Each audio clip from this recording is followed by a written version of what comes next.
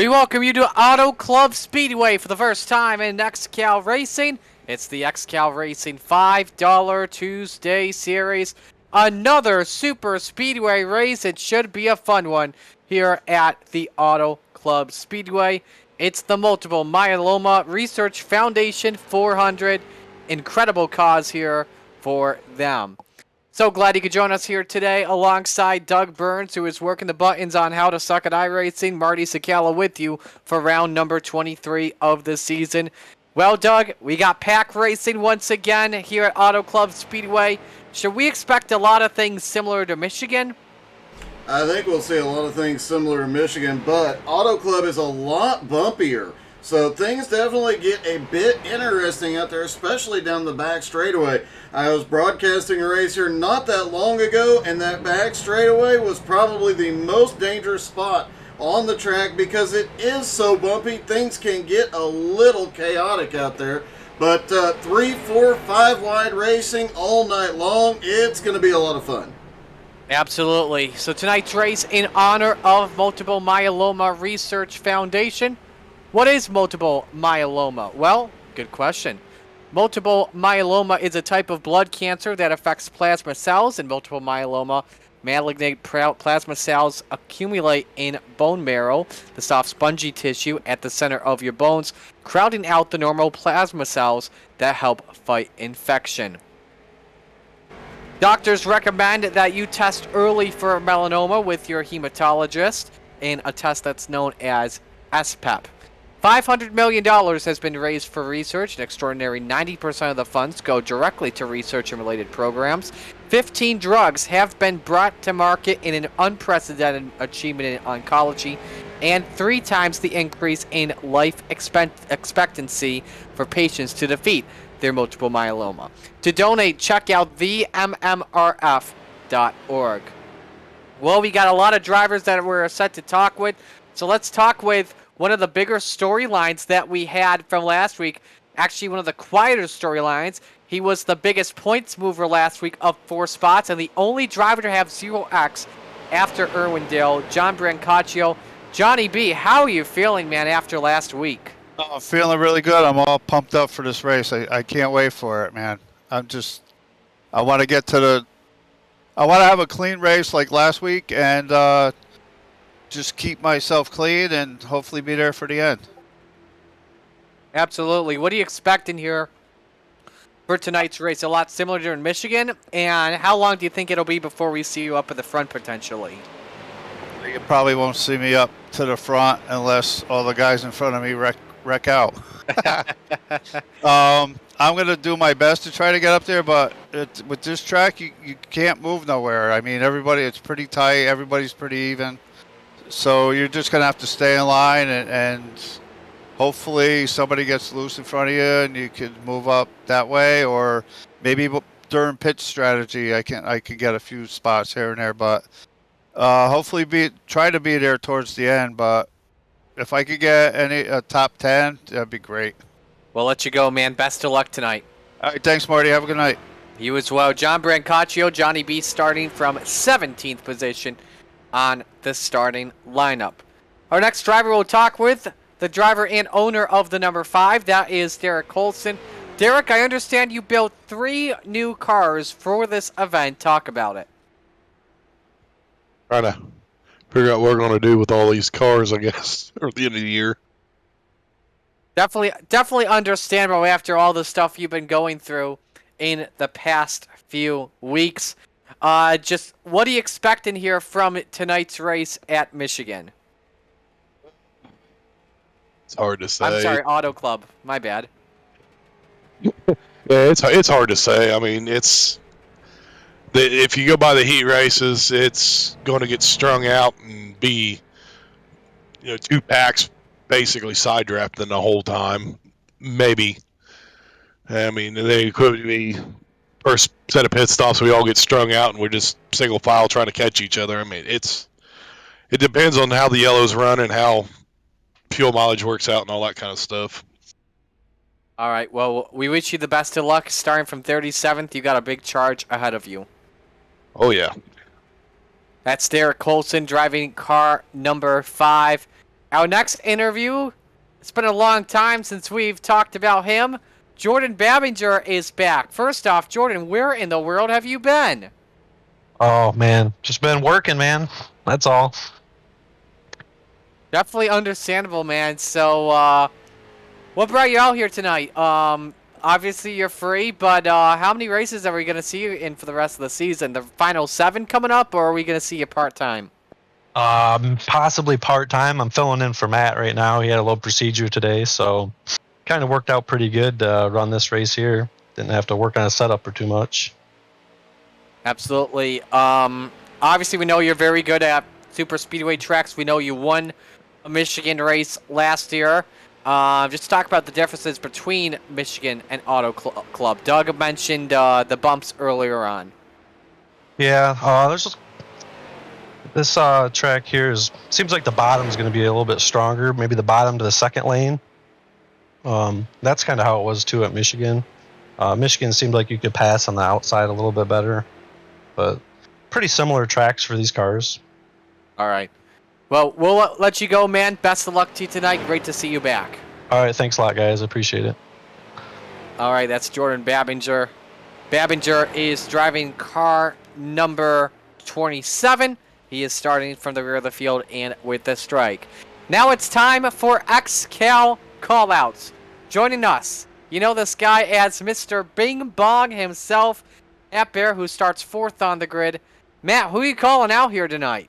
I ain't here to call out nobody. I'm just speaking facts that Austin Edwards and his little Goonies, we're done playing those little games. We're not gonna block. We're not gonna sit around anymore. The next time one of my cars get wrecked, the points leader will get wrecked. I don't care at this point. I can't win a championship, but I can be damn sure he doesn't either. So I've warned him, and he knows what's up. I like Austin. I really do. But the people he has racing with him, they're total bums. They have no business being an XCAL. So it's a very simple process. Either you run with respect, or I'm going to shove my foot so far up your ass, the race is done for you. I don't care. So it's going to be an interesting last 9 weeks of the season. Talk about as well the hard racing we're expecting here tonight. I know you talked about it as well in the drivers meeting. There's a little opening in the bottom side of the racetrack in the apron where there's a green code, and if you hit it, you get penalized, and you're not going to be letting anyone up because of that. Nah, I mean, if you're stupid enough to go down there, you're stupid enough to deal with the consequences. It's very clear that we can't go below the white line to make passes anyway. So if you decide to go down there, good luck, because I won't be moving. I don't expect 95% of the field to move. Unless I push you down there, there's no need for me to let you up, and I don't care. I'll wreck all of us. Like, I really don't mind. So, as bad as my luck has been this year, and still somehow 10th in points, I don't think one more bad race will hurt it. All right. Well, Matt, you starting 4th. You know what to say. Bing bong. All right. I'll see you in good luck, victory man. lane. All righty, man. By the way, it's the off constantly chat, right? Yeah. All right, because Genghis wants me to move him in there. So. Yeah, move him in there so he can talk to us. All right, you got it. All right, good luck, man. Thank you, brother. Appreciate it. Y'all have fun. That is Matt Bear, who we're looking forward to seeing race once again tonight. And we've been hearing Matt Bear, that's for sure. He's one of those guys that gives no you-know-whats. Definitely so. He is, I talked to him Sunday morning, and he was more than a little angry, frustrated. He's been talking about this situation with Edwards High Performance for days now. I think it's going to get, if they have any problems, it's going to get ugly. And speaking of Edwards High Performance, let's think about what happened in Michigan. Absolutely. Well, we are set to go racing here at the Auto Club Speedway for the Multiple Myeloma Research Foundation 400. Let's meet the field in your starting lineup. Adam Gilliatt wins his first career XCAL racing pole with a time of 49.898. On the outside, Mason Foster in the 96. Row number 2, Billy Snodgrass and Matt Bear. And in row 3, Robbie Keneally and Luke Turpin. Row 4, John Friley and Jeremy Leto. Row number 5 is Nicholas Seams and PDJ Zeller. They round out the top 10. Row 6, Jeff Edgar and Sean Andrews. Row 7, Kevin Church and Austin Edwards coming off the win last week. Row 8, Art Hendren with a good starting spot. Next to him, Tyler Jalbert. Row 9, Johnny B, John Brancaccio, and Brad Ebley. And in row number 10, Joe Campbell and Mike Ashby. Row 11, Stephen Wetton and Rodney German. Row number 12, these are the drivers starting in the top 15, Alex Krapser and Zach Edwards. Row 13, James Johnson and Stephen Rex. And row 14, Kyle Bartos and Robert Colgan. Here are your drivers starting via provisional. Row 15, Ryan Seams and Greg Holes. Row 16, Albie Hewins and Jose Gaudino. Row 17, Chris Johnson and Jonathan Bronson. Row 18, Sean Patrick and Derek Colson. Row 19 is Gerald Poole and Don Jordan. And row 20 is Tim Pruitt and Alex Gangler. These are the following drivers that will be going to the rear. Jeremy Gilliatt and Jordan Babinger in row number 21. And row 22, Travis Sukup and Blake Wynn. Babinger, keep in mind, is starting with 1 of 2 strikes towards disqualification. Jeremy Little, by the way, for those wondering, will not be starting this race. He was disqualified earlier in the mini stock race, which is an undercard event prior to this event, prior to the street stocks, for dip bleepery. That's all we'll say before we go green. So, 200 laps and 400 miles. Fuel window reports up to 90 laps, so we're expecting a 2-stop race around. Very bumpy, of course. This track was built in 1997, has not been repaved since, compared to Michigan, which was repaved in 2012. Well, we are set to go racing XCAL style here at Auto Club Speedway. It's round number 23 of the 30-race season. Adam Gilliatt with his first ever pole in this 3rd start. Mason Foster next to him. Showtime in Fontana, California. Green flag quickly in the air, and it's going to take a while for these guys. They all have the same setup tonight. It's one of the few races all these guys have the same setup, so same gearing. It becomes a restrictor plate race. It's going to be side by side, nose to tail, fighting your way up, using the draft all night long.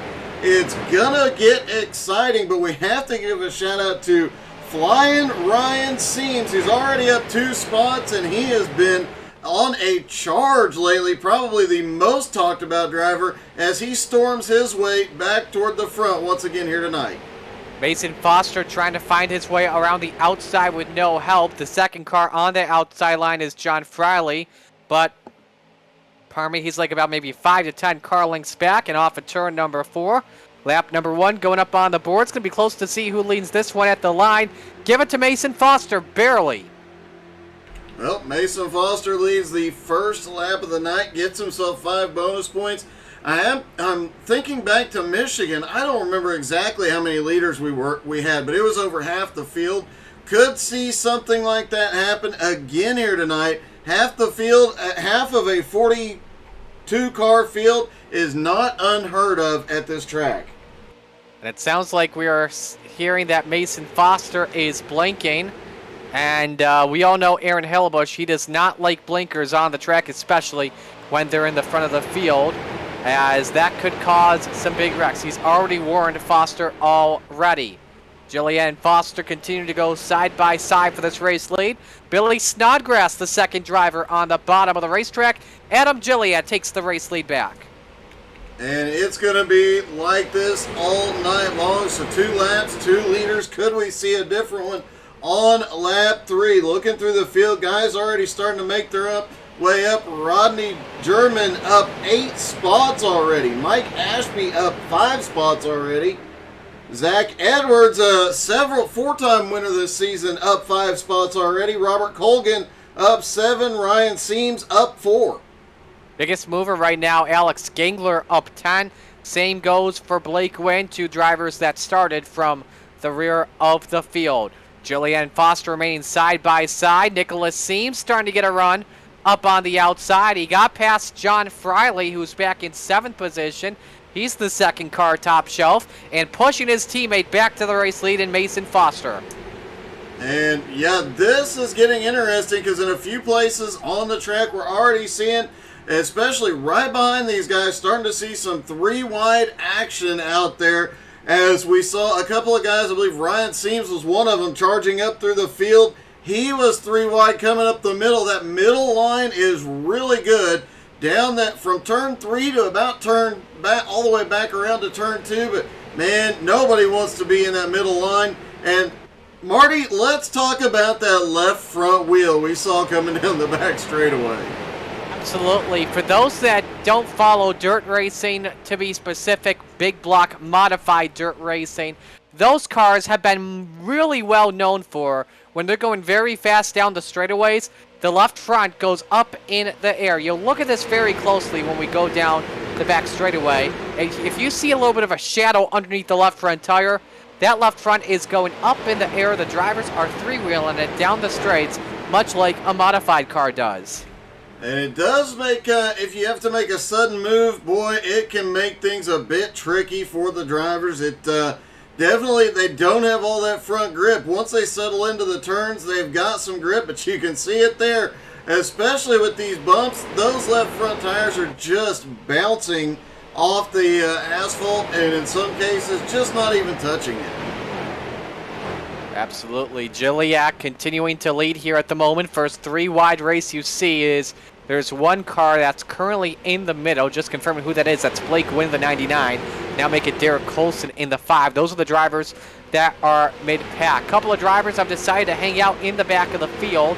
Tim Pruitt's one of them. The other is Don Jordan. You normally see that out of the Black Sheep Racing clan. You got Travis Sukup, Art Hendren as well, hanging out in the back of this pack too. But we got a new challenger for the race lead. Here comes Rodney German in the 717, already up 20 spots in 5.5 laps. Yeah, there's several guys that have sent it all the way to the front very quickly, but Rodney German has gotten the most done here so far tonight. He has charged through this field. He's run either the outside or the middle since the drop of the green flag, and he's making it work. That outside line tends to be really, really, really fast on the straightaways. And once these guys get hooked up, do a little bump drafting, and Mason Foster is blinking again. Got to be very concerning about that for sure, as Rodney German powers his way past Adam Gilliatt to the race lead. The low line stalled, and German was able to clear, and now the 95 decides to go up, then go back down in front of the 66 of Snodgrass. Man, it is already getting dicey out there. They've got 200 laps, and some of these guys racing like it's the last lap. It's going to be a little bit wild out there by the end of the night. And, of course, we haven't mentioned it, but it will happen. The big one is coming. Nobody knows when or where, but it's going to happen, and they're going to wad up a bunch of sheet metal tonight. What are the chances that happens when I say if trouble breaks out, we'll break in, go into a commercial break? About 98%. For sure. Biggest mover of this race so far, up 27 positions, is Alex Gangler in the 69. He's riding the third groove above this racetrack. He's got just about zero help at all, and somehow he's making that work, Doug. That's the corn car in the 69. He's got a push from Robert Colgan actually now. Nice draft happening there. Yeah, it's it's really, he is getting just a ton. He gets the side draft down the straightaway, but he's moving up a little bit through the corners. It does give him momentum advantage coming off the turn, but man, he is making that car fast here tonight and making it work its way to the front. Now up to 5th, now up to 4th. I think we might see Gangler lead a lap in the next 2 laps. I think he's going for those 5 bonus points as soon as possible. Him and I talked before the race, and that's one of the big things he was telling me. I want to be up front and get those bonus points as soon as possible and just not worry about them throughout the 200 laps. You see him almost tucked down in line in front of Snodgrass, but didn't look like there was any room. So he challenges the 95 for P2 on the racetrack. Second biggest mover is up 25. That's Jordan Babinger. Third biggest mover is currently up 20, and that's your race leader in Rodney German. But that could change right here, because here comes Genghis Khan with the run. but he's got no help. Colgan is stalled out from behind. Yeah, German leads at the line this time. Gangler can't quite get there. But if he gets any help at all, as fast as he is up top, man, he is going to get there. I guarantee you he's going to lead a lap before too much longer, and then we may see him drop to the back to play it safe. Although he is going to have a hard time dropping to the back because we're already through 1 and 2, seeing a lot of 3-wide racing. Already side drafting off of the 717 of German, and Genghis, can he clear it down? Nope, still on the quarter panel of the 717 for this race lead, but if he just side drafts enough off of German, he could be able to lead the line. But you see, German just wash up the track about a groove. That stalls the momentum of Gangler for right now as they come to the line. Look at all this pack. This entire pack all under a blanket, probably with the exception of maybe one car, that's Albie Hewins in the 55, who is nearly a lap down, but 3 wide for the lead. Here comes Robert Colgan with other plans as Genghis led that time. Yeah, Gangler finally gets that lap in. We'll see if he drops to the back. Here comes the 94 of Colgan, up 24 spots already. Another driver on a hard charge here tonight. 40 drivers all under a blanket. Robert Colgan up 26 spots if he's were to take the lead here at the moment. Matt Bear's already made his way up to 5th position, but look at German. Better low line, much better car control in the second set of corners, and will take the race lead back here at the stripe. 11 laps in the books. Oh, no, Gangler did lead that time, so Robert German will have to come back around again and try and get it. And the way this thing is going, Babinger or somebody else could easily end up back up there in the lead really, really quick as they are really battling it out, and there's a lot of guys moving quickly. Looks like more guys have dropped to the back. Looks like Brad Eblay dropped to the back. A few others. Another guy you don't count out, Gerald Thanos Poole, one of the best I have seen at draft racing. He'll be one to watch as this one goes on. Poole currently hanging out in the back in 30th position. But Genghis is still at the front of the point at the moment. You saw German last time in turn number 1 tried to pull a slide job on Gangler, but that did not work. But that push definitely did. German goes back out to the race lead. And it looks like Colgan trying to push him to the front, get him cleared so he can have a shot at the lead here. A lot of drivers really going. You mentioned it, 7 races left to go in the season. Guys are battling for every single point here, not just for that championship, which Austin Edwards may already lock up in the next week or two, but every position could put them a little bit closer to getting a paycheck at the end of the season. Absolutely. As Colgan tucks back in line in the 2nd position. Other guys that are in the top 10 at the moment, Matt Bear currently running in 6th. Jeff Edgar having a nice run, currently in 8th. Jordan Babinger has cracked his way into the top 10. He's currently 9th, up 31 spots. The drop of the green flag as German leads at the line. No big surprise here. Everybody's still side by side, and guys moving forward and back. It's 3 wide just outside the top 10, though, as everybody trying to creep their way in. It looks like Jim Johnson in that fight. And a lot of 3 wide back there, including Austin Edwards, the points leader, who's currently in 18th, started in 13th, one of his worst starting spots of the season right now. Taking a look and seeing how the pack is looking. Obviously, we know there's a lot of 2x2 racing at the moment. 17 car, Mike Ashby stuck in the middle, going 3 wide with Brancaccio up high, Turpin down low. That currently ends for right now. Behind, a lot of single file racing with Greg Holes at the caboose of that train.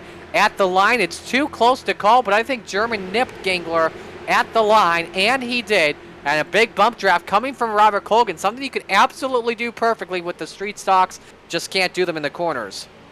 Yeah, it's a little bit dangerous, but we will see guys bump drafting on those last few laps, especially if these teams can get hooked up. And we mentioned it barely in pre-race, but Michigan, the Edwards High Performance team, managed to get themselves 4 wide at the front of the pack and just hold everybody off for, what was it, 30 or 40 laps? It was insane. Yeah. That was back on Memorial Day weekend. We got one driver that nearly slid up the track there. I wasn't too sure who it was. I think it was Don Jordan in the 61, currently in 25th, nearly causing a big accident. You see the sun starting to set here as well in California.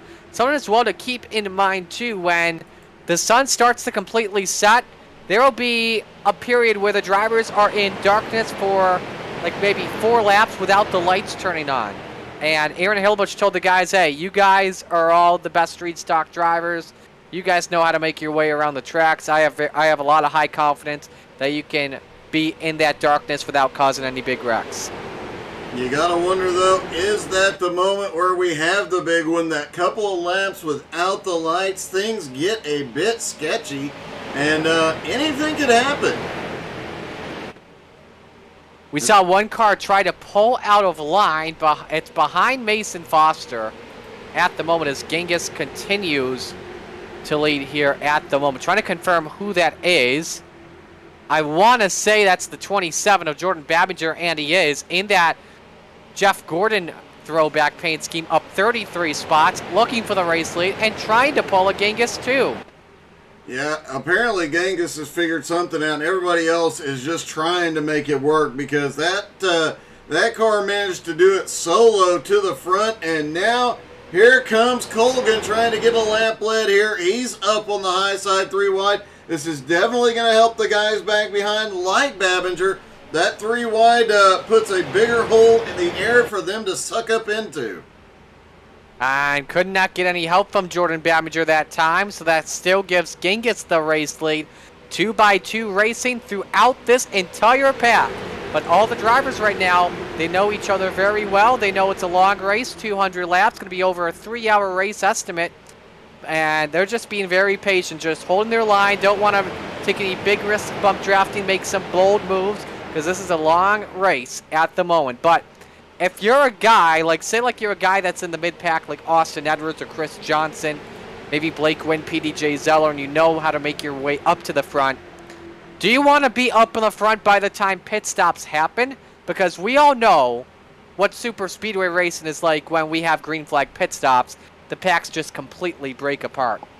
Yeah, they really do. And yes, you've got to try and be as close to the front as you can. I guarantee you, Austin Edwards has got his teammate Chris Johnson back there. I'm sure they've got a few more lurking back in there as well. They're waiting till the right moment to make a move toward the front, and then they will get up there. They will hit that pit stop. Oh, right above Austin Edwards. It gets a little sketchy. Look like Petey got a push mid-turn. PDJ Zeller driving car number 0. For those wondering, the car behind him, that is the 131 of Flying Ryan Seams, who is stuck in the middle with Don Jordan as well. These are the first two rows, I should say, that are currently 3 wide at the moment. So it could be interesting. This is a little bit risky for them at the moment to be going this 3 wide race on lap number 20. And Seams has to be careful as well, because behind him, oh, we all know who that is. That's Thomas the Tank Engine, Tyler Jalbert in the 86 tonight. Tyler definitely had a interesting race. Thomas got some views I'm sure he was not used to last week, and probably hoping to have a little bit cleaner week this week as Thomas the Train goes to the outside to start making some moves toward the front. Jalbert currently running in position number 25. He has dropped 10 from the drop of the green flag. Randy German led the lap last time by the line. See if he can try and hold that. Genghis with a better corner in 3 and 4. Jordan Babinger in that 27 has cracked the top 5 now, but fading back a couple of spots. Seems like his exit points aren't really the best for him. Oh, hang on, we got some contact. 51, Sean Patrick. 38, Tim Pruitt, making some contact. They keep him straight. Looks like a little bit of paint rubbing there. I don't see any scrapes, though, off the cars, but very risky to be side drafting early in the middle of the pack. It really, really is for a number of reasons. Even if, like these guys did, you keep the car going the right way, any damage to these cars, or especially early on, you lose that aero, and things are going to get a bit tricky. You have to wonder a little bit about the aero on these cars here tonight. Anyway, as we talked about earlier, that left front up in the air, but the back end of the car really squatting here. The front end up in the air. They are not getting as much front downforce here tonight. And, yeah, that's going to make these cars a bit tough to handle in the draft. You especially don't want to add a little bit of front end damage or side damage, especially left side damage here. Man, Rodney German got to be careful. Nearly went for a bump draft and almost hooked him the wrong way. That's the big thing with these street stocks. You have to line the bump draft up perfectly, or it can send the driver in front for a wild ride. That's been, and we've been talking about this for over a year since the new damage model has been applied to on the street stocks. Have to have that bump draft set up perfectly. As you see German giving us a couple of bump drafts down the back straightaway. Now he slingshots to the bottom.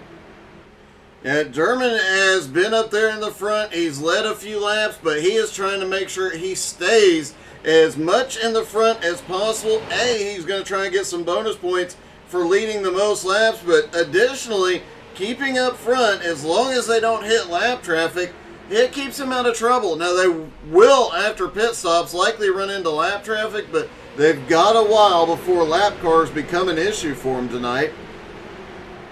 As Albie Hewins in 41st right now, the lowest running car is 27 seconds, roughly half a lap behind. How about Tim Pruitt in the 38 up 27 positions? He started from the back, has cracked his way in the top 10, gets a nice little bump draft from his teammate and good friend Don Jordan. These were two drivers that I thought they would be staying in the back of the pack this entire race, then make their way up to the front in the final few laps of the race. But they want to get that race lead. They want those 5 bonus points. Yeah, and they're both definitely working for it as hard as possible. And 3 wide for the race lead. Colgan, a slingshot around the outside, nearly led the lap of the line. Margin was German over Colgan by 25 thousandths of a second. This thing is getting really, really surprisingly aggressive here. These guys are already getting 3 wide at the front of the pack. Mid-pack in the back, you kind of expect it. These guys have to work their way forward to get try and get those laps led, get those bonus points, and hopefully stay out of trouble. But these guys at the front, getting and staying 3 wide this early, that's a risky proposition.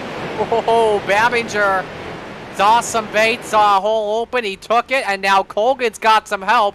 Looking to go to the race lead where 3 by 3 drivers have taken the aggression up to another level. At the line, it was Gangler who takes the race lead back. We already have had 10 lead changes so far today at Auto Club. That's only lap number 25. It's not a big surprise as they try and get 4 wide with Babinger now. Then they are 4 wide for the moment. If I'm Tim Pruitt, I'm backing out of that.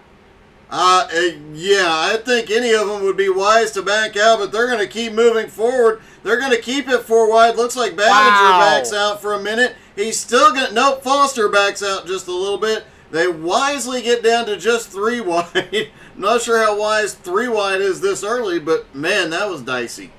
Better safe than sorry for Mason Foster. That puts him back into the 12th position. Adam Gilliatt taking the race lead back. First lap he has led in a while. The 11th lead change of this race, and look who is pushing him. Bing Bong himself in Matt Bear. And how about these guys up here? Tim Pruitt is 6th, Jeff Edgar 7th, Don Jordan 8th. Off to a good start early on, but the biggest thing that's most important is that final lap. And look at Pruitt once again. He's thinking about going 4 wide. I am surprised that Pruitt is making these moves this early. His car owner might want to calm him down just a little bit. I mean, he's having a great run, up 32 spots right now in 5th, but man, it's a little bit risky, some of these moves he's making up there. And if he wrecks where he's at, half the field's going to go with him.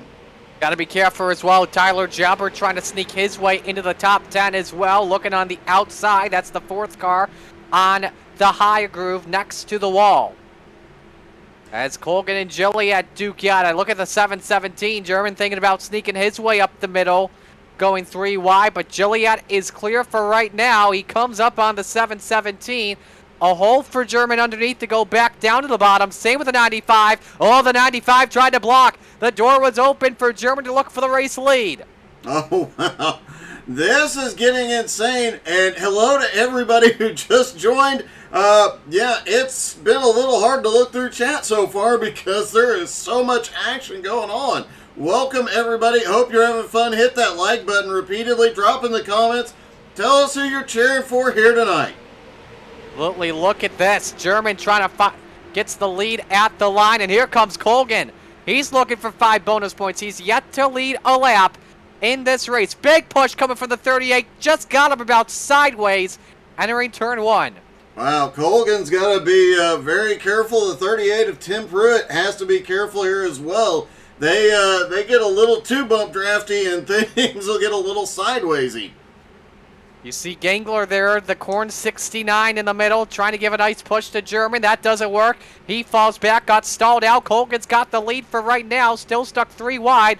And the high side's got the big air at the moment from Pruitt, from Jordan, and now from Gangler. But the question is, who leads at the stripe in this 40-car pack? I think once again, I think it's Colgan this time. It is Colgan. So move Robert Colgan to the lead for the first time today. Yep, 5 bonus points for that team as well. And just saw a couple of cars, the 69 drop back for a few minutes. Gangler playing it safe. Saw the battle going on, backed out of it, just sitting back in line. I would not be surprised to see a few guys in this top 10 kind of just sit where they are. They can conserve a little bit of fuel, conserve a little bit of tires. It may not be much now, but at the end of the race, it could be a huge, huge factor. If it were me and I was on a super speedway, I would be staying at the rear of the field. That's how I have always done strategy on super speedways, and it's always paid off for me. I've always gone my way up to the front, been my way in the front in the final laps of these races. So that's always my strategy. Better safe than better sorry. Yep. I don't care. I don't really care about those bonus points personally. You got guys back there like Zach Edwards. Holding the record for the most consecutive wins in XCAL history, 4 in a row here this season. He's right behind his teammate Alex Krapser. They've got Jeremy Gilliott, Steven Rex, Travis Sukup, Greg Holes back there. All of them just sitting single file at the back of the pack, playing it a little bit safe. And one of the guys I'm predicting is going to be up here in the battle for the win. Gerald Thanos Poole leads that short group. He's hanging out at the back. Yeah, our Hendren up there as well on the outside. Maybe Jose Gaudino could be a threat in the end of this race. Remember, he finished 2nd last year at a specific track and had a good run last week. Colgan taking the race lead back here, side drafting off a German. Mason Foster has brought his way back into 4th position, but Don Jordan currently the lone man up on the 3rd groove. It doesn't seem to matter a whole lot. We've seen a couple of guys make that outside work solo, just using that side draft on the straightaways. Can Jordan do it here? He's actually starting to pull up to Mason Foster, and the 69 of the 69 of Gangler backs out of it again. German looking for the race lead back. Jalbert's in 9th, Babinger's 10th. We saw Kevin Church in the red 9 car earlier on inside the top 10. He's currently running in 12th position as Colgan still continues to lead. I want to take a look here at the stats, by the way, because I feel like it's been a while since we've seen Robert Colgan lead in XCAL race. If Colgan can do it, yeah, it would be the first time in quite some time. It'll be interesting to see the guys that come up and manage to get a lap led tonight that don't usually or haven't in quite some time, as Colgan gets a huge push, gives a huge push to Tim Pruitt, then jumps up to the high side, and Gangler's going to come in and close that gap. And I do see, it looks like Ryan and Nicholas Seams fan club is definitely back in the house tonight. I know I've seen some folks cheering for J&S tonight as well. Who else is being cheered for out there? Not too sure. Last time Colgan led laps in an XCAL race was Michigan at the end of May. But how about Tim Pruitt in 2nd spot? He was at the lead at one point last lap, but didn't lead at the line. So great to see the Looney Tunes machine out in the battle for the race lead. here at Fontana, California. And just look at this beautiful sunset as well, Doug. That's just incredible. California, in my opinion, has the best sunsets in the U.S. Could possibly be, although I'd take a sunset in the woods any day. And Same. looking mid-pack, up around 20th place. Blake Wynn up 22 spots. Sean Patrick up 12. Chris Johnson up 10. Austin Edwards lurking back there in 24th. That is a group that are always in the fight at these tracks. If they're in the draft, they can fight their way up at any point. You've got some teammates connected back there as well. It looks like the EHP guys are actually playing it a little bit safe early on tonight.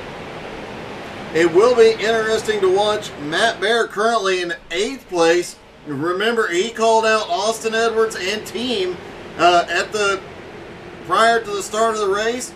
No telling what's going to happen there if things turn ugly. At the line was Tim Pruitt, and Don Jordan was thinking about taking the race lead. How about that? That is awesome to see from two of the Black Sheep Racing cars that normally do not run well near the front. This time at Michigan, they're having a lot of great success at the moment, and Pruitt continues to lead over Ronnie German at the moment. Don Jordan 3rd, Robert Colgan 4th, Alex Gangler the top 5, nearly 4 wide at Michigan. We're going to step aside and take our first break of the evening. If trouble breaks out, we'll break in. Stay with us. Would you like me to wait about 10 seconds before, just because every time you say that? Nope, they get out of turn 2 clean. We'll be right back.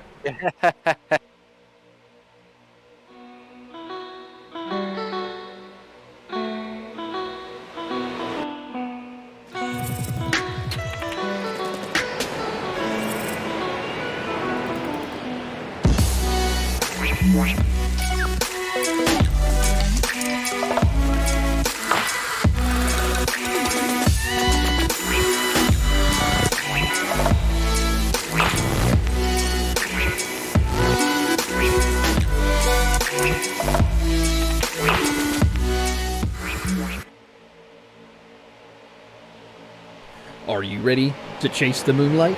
Community-based and talent-driven, Moonlight Speed Concepts has what you need to take your iRacing experience to the next level. Founded by passionate owners that care about the community and housing some of the top setup builders and drivers on the platform, Moonlight Speed Concepts offers custom paints, driver coaching, and setups for dirt, asphalt short track racing, and eNASCAR competition. Partnered with top brands in both real world and simulation. Follow us on Facebook or visit moonlightspeed.com and find out why these businesses chase the moonlight and why you should too. Moonlight Speed Concept, where all we chase is moonlight.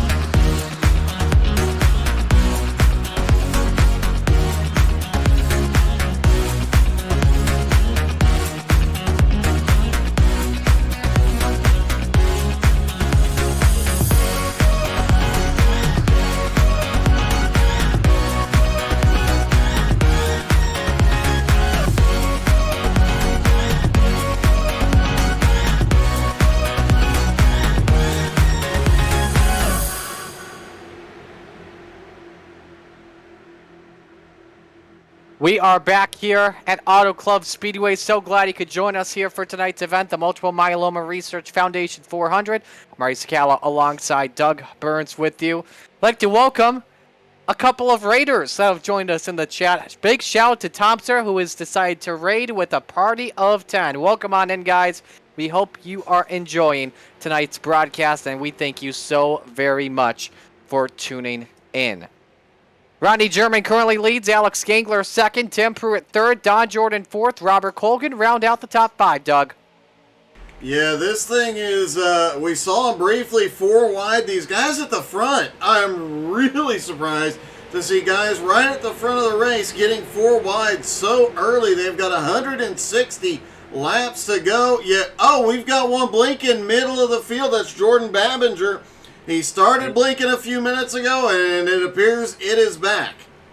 He was warned by Aaron Hellebush in the chat for those wondering. Big hello to some other people out, 19 viewers watching on Facebook. Also, hello to the Ryan Seams fan club, from Jason to Rosemary to Matthew, all watching in chat tonight. Danny Sargent, our regular viewer, she's rooting for the JNS Racing teams.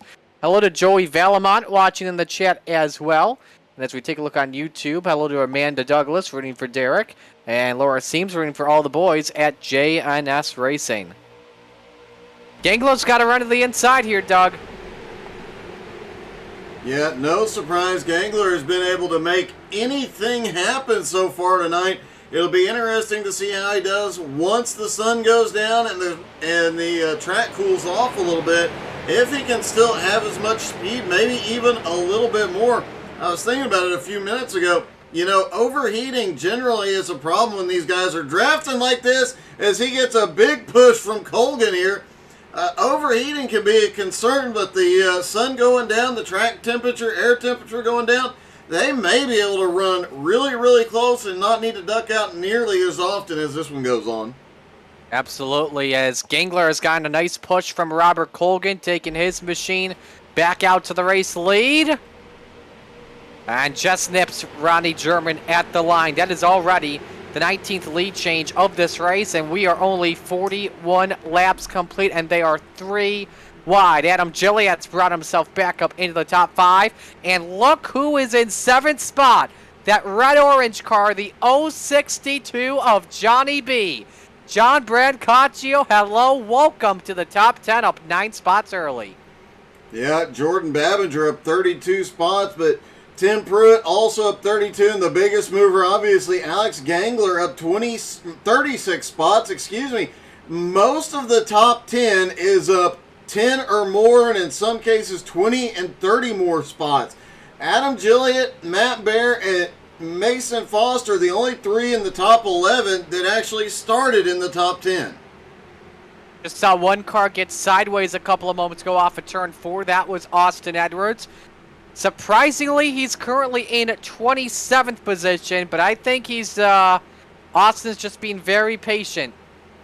Yeah, he is definitely. They did one strategy at Michigan, and it worked really, really, really well, but they did it after the first pit stop. This is the same move we saw prior to that first pit stop. The entire EHP team hanging out at the back. I would expect that team, when they hit pit road for the first time, I expect to see them 2 tires and fuel, get themselves back out quickly, get hooked up, and we may see that 4 wide blocking maneuver again. Boy, did you see Rodney German get squirrely there entering turn number 3? I thought he was going sideways. Man, he's definitely fighting it, and he's getting some massive pushes here.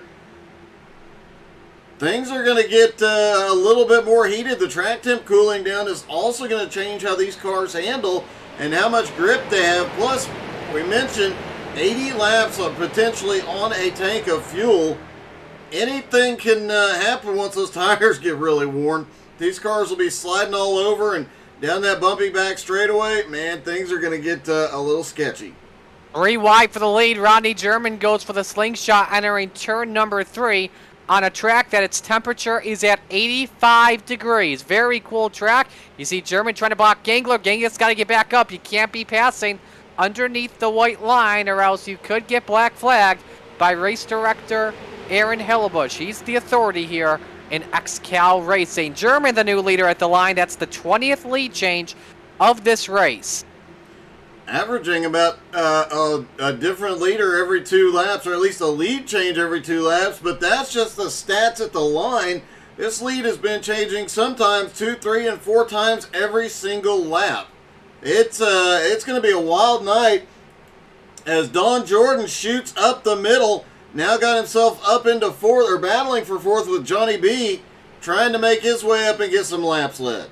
This is the top 5 you will never see at a short track, or would never see. Rodney German, Tim Pruitt, Alex Gingler, Don Jordan, and John Brancaccio. Very impressive runs early on by those drivers. Getting some awesome TV time for them and their sponsors. Pruitt leading at the line. You know, it is interesting. We're seeing a bit of a reversal here early in the early going. The guys we're used to seeing up front, they're hanging out at the back. The guys we're used to seeing at the back, they're all up front, and they're doing amazing. This is a big equalizer kind of race, where everybody's on equal terms setup-wise, track-wise, everything else. It comes down to the driver, and these guys are definitely showing they deserve to be here, and they can get it done. Saw a couple of drivers go wide up the track. Don Jordan, one of them. 38, Tim Pruitt was another one as well. Now this could get interesting. We got a lot of drivers deeping underneath that dash line. Normally that's the dash line to get into pit road. Wow, it's just about 3 wide up front. Everybody else 2 by 2 throughout this pack at the moment. Ryan Seams has started advancing in the last few laps, now up into 20th. A couple other guys starting to make their way forward as well. Blake Wynn now up into 23rd. Derek Colson and Sean Patrick 16th and 17th right now. I think we're starting to see, hey, there's 30 laps to go before we have to stop, possibly less. Let's get to the front and get ourselves in position. Is it very surprising that we have not seen like other super speedway guys, like for example Blake Wynn, PDJ Zeller, Joe Campbell, Sean Andrews? Are we surprised that they have not been up in the front yet today? Not at all. Joe Campbell won that race at Charlotte and spent the first half of the race outside the top 20. It is not a surprise. These are the guys that are playing it very wise, making some smart moves, trying to just keep the car out of trouble and see what they can do once it comes down to the point in the race where things really start to get important. Joe Campbell also back there with some of his team close by, so he can get hooked up and make his way forward at any time he wants. Joe Campbell currently running in 21st position. Again, still a 40 car pack. It's not changed at all. Since the drop of the green flag. 3 wide, then 2 by 2 by 2 by 2. As Pruitt continues to lead. I want to look at the rear of the field and see how that currently looks at the moment. It's still that single file line, just being patient. It's Travis Sukup currently at the caboose of this train, along with Steven Rex. Those guys are teammates. And you got Greg Holes, the other Gilliatt, and Jeremy Gilliatt. And you got Stephen Wett and Zach Edwards, Alex Krapser, Gerald Poole. Those are the guys that are single file, being patient at the moment, while everyone else is battling for a position at the moment. That's 10 cars as Thomas the Train looked low down the back straightaway. He was under the white line, but that's over 10 cars back there playing it single file, playing it safe. You see Thanos leaving a little bit of a gap between him and Brad Eblay. It gives him a chance. He's still in the draft. He can pull back up anytime he wants, but he has time to react if he sees smoke ahead. Tim Pruitt, as we go back up to the front, it seems like he's doing a great job off of turn number 4, and I think it's because he's up in that middle groove. Would you agree? Yeah, that middle groove, historically, you get side draft from both cars, and that middle groove here and at Michigan just seems to be the place to be. Gets a great exit there once again, even though he is stuck in a 3 wide situation. Again, he's got his teammate behind him in Don Jordan. Teammate and owner. Go ahead. I was just saying, looking back through the field, we have seen a lot of these guys making their way up. Joe Campbell back there probably has one of the best views in the house. Let's take a lap inside his car Let the viewers see what he is seeing as he is right behind Ryan Seams down the front straightaway, and you really, once you get tucked up there, you can't see a lot till you get to turn 1. Then it's, oh crap. If you listen closely as well to Campbell's car, you can hear the tires kind of start to squeal. The tire temp, even with a cool track, the tire temp very hot because of its rough and bumpy surface and how fast the cars are going, 145 miles an hour. Yeah, and you can see just how bumpy it is going down the back straightaway. A big bump as they go off into turn 3 as Austin Edwards now working that outside line. They are stuck in the middle, 3 wide once again. And the back half of the pack, there's a group there starting to come alive. Absolutely. You're starting to see maybe a third groove be created. That's Mike Ashby up in the 17. Austin Edwards behind him up in the front. You've got Gangler and John Brancacci up there, but a big gap between Johnny B and Mike Ashby. Let's watch the EHP drivers closely and see if they decide to hook up on the outside. Now, looking in front of Mike Ashby, I don't see any EHP cars really at all, so I think they're going to try and get their drivers from behind to hook up, and we're seeing it. You got the 25 moving his way up there as well. Trying to see who else you got trying to move their way up too. A lot of guys really starting to push it. There's been a few drivers also starting to come alive. And some guys, again, you don't see up front, but you know they can get the job done. Jim Johnson already up into 13th after starting 24th. Derek Colson up 17 spots into 17th. There's a couple of guys that both know are extremely good at these plate tracks. Jim Johnson, during the massive Will Petey, every race he was in, he was up in the front and was in the top 10, top 5, unless he got crashed. Absolutely. We are 52 laps complete in this one, a quarter of the way through our Multiple Myeloma Research Foundation 400. Could have a lead change here at the line. Ronnie German trying to end the streak of laps that Tim Pruitt has led. And I think he edges out the 38. He does. No, it was actually Pruitt that just surprises him by 2 1,000ths of a second. It's crazy how you think the guys ahead are going to get in front, but nope, surprise, Pruitt's there. Yeah, Pruitt's having a great run, and Don Jordan back there lurking just behind Pruitt, trying to get a little help and maybe get himself to the front. But look at Gangler, goes from the bottom, cuts up in front of Jordan, now moves up to that is a gutsy move for this early on. He's been doing that a lot tonight, and that is a guy that's very skilled at super speedways, who knows how to put on moves like that, and he's got help as well coming from Johnny B. That low line starting to stall just a little bit because there's that big gap between German and Colgan from the looks of it. See how this looks here at the line. Brooke gets it. Something that just came to mind as well here, Doug, and I remember this too. Some of the drivers that have been racing XCAL since last season, some of them already have experience driving a street stock at Auto Club Speedway. You may remember the event that Ryan Vargas had put on along with some of his buddies doing a street stock race at Auto Club, had a lot of entries. I think it was for a great cause as well. I don't remember who won, but a bunch of us in XCAL Racing were not able to transfer in. Yeah, there's you'll catch these kind of races from time to time, and guys in XCAL, if they show up, it's definitely going to be a great race because they know how to get it done here. And if they have a fixed setup, it doesn't matter. These guys spend week in and week out. They start practicing on Friday for Tuesday's race. They have practices, heat races. Nobody knows the street stocks better than the XCAL drivers. Absolutely, and we're starting to see the high side get going here once again. We talked about earlier Mike Ashby and Austin Edwards and Chris Johnson trying to make their way up.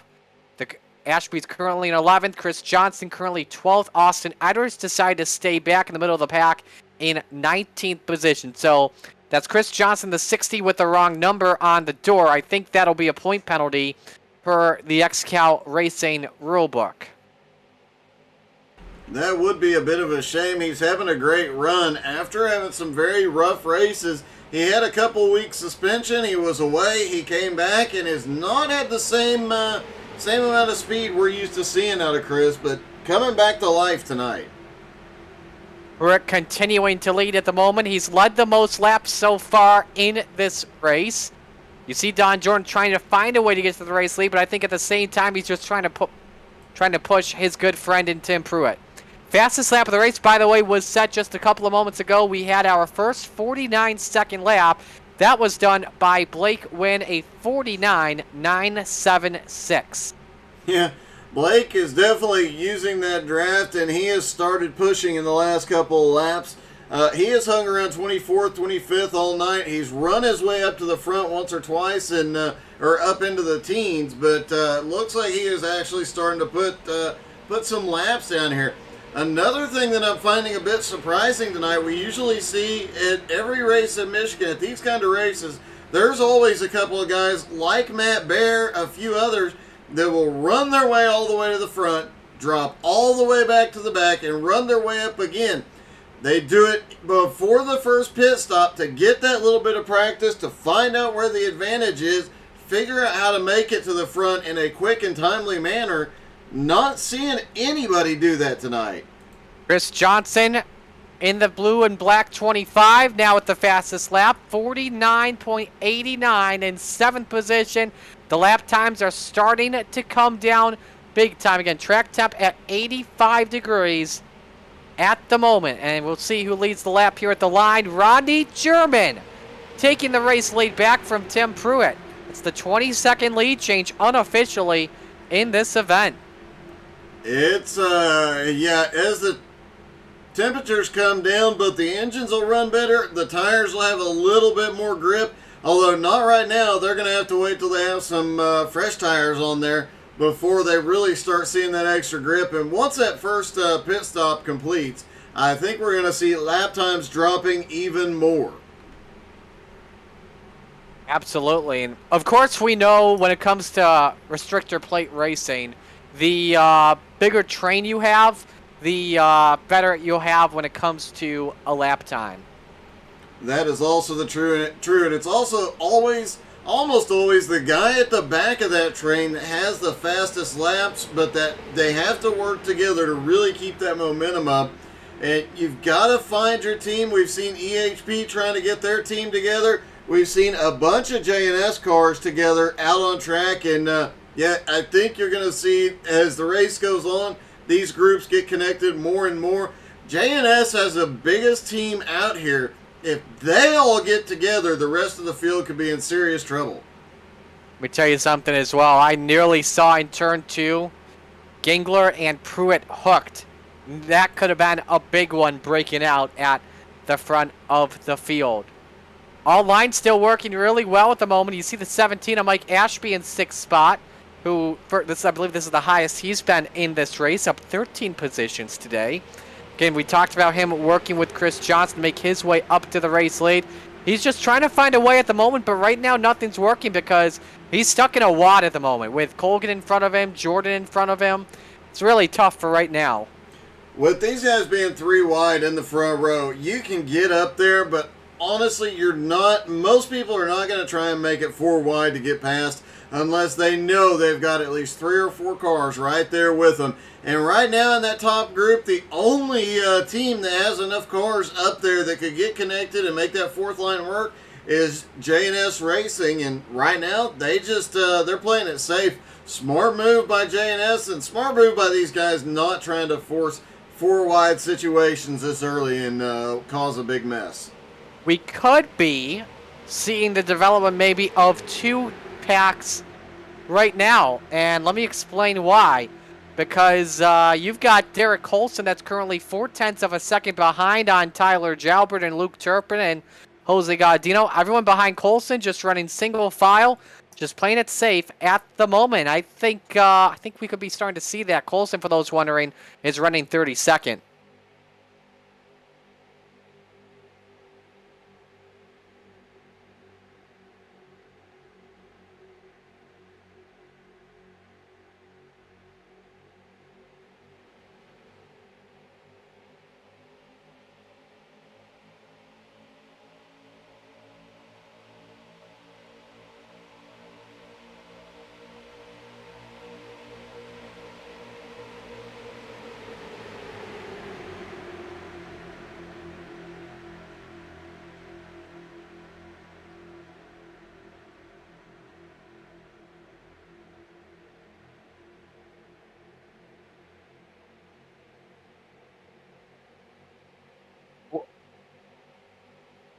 He's trying to work with Coulson, and I think my idea went away because now Coulson's starting to make some moves. He got past Gaudino and Crapser, looking to make his way up with Luke Turpin and company.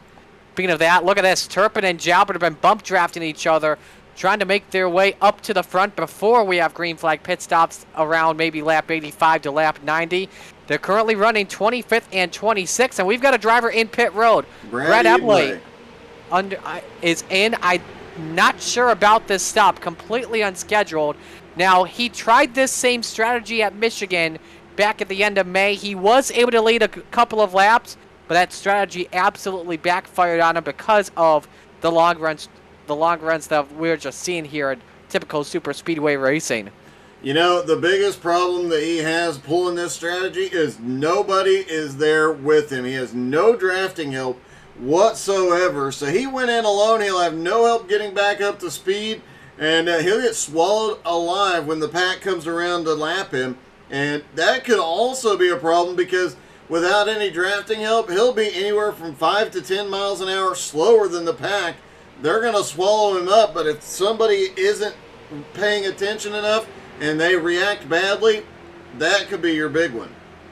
We nearly saw some 4 wide racing. Art Hendren in the 37, currently running 25th, nearly went 4 wide with Jalbert and Turpin and another car that was on the bottom of the racetrack, but tucked it back in line. Now let's see here if Turpin and Jalbert go on the outside line once again.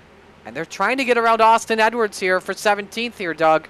Yeah, I'm not surprised to see Turpin start to work his way forward. He is one of those guys that is used to being up at the front. It's probably taken an extreme amount of patience for him to stay back there and hang out. But playing it safe early on is the right move. But as we get closer to these first green flag stops, getting as close to the front as possible so that you can get on pit road cleanly is going to be ideal. And we have seen in the past green flag pit stops causing the issues that bring out those cautions, that bring out those big wrecks. And I think they're starting to be conservative for right now, trying to turn it down to single file. You see German leading, Colgan second, Pruitt third. They were just 3x3 moments ago. Now they've turned it down to single file and double file. And look who else is coming up here. Haven't talked about these cats yet. Jimmy Johnson and Stephen Wetton right in 5th and 6th. How about this? And Turpin and Jalbert are also coming.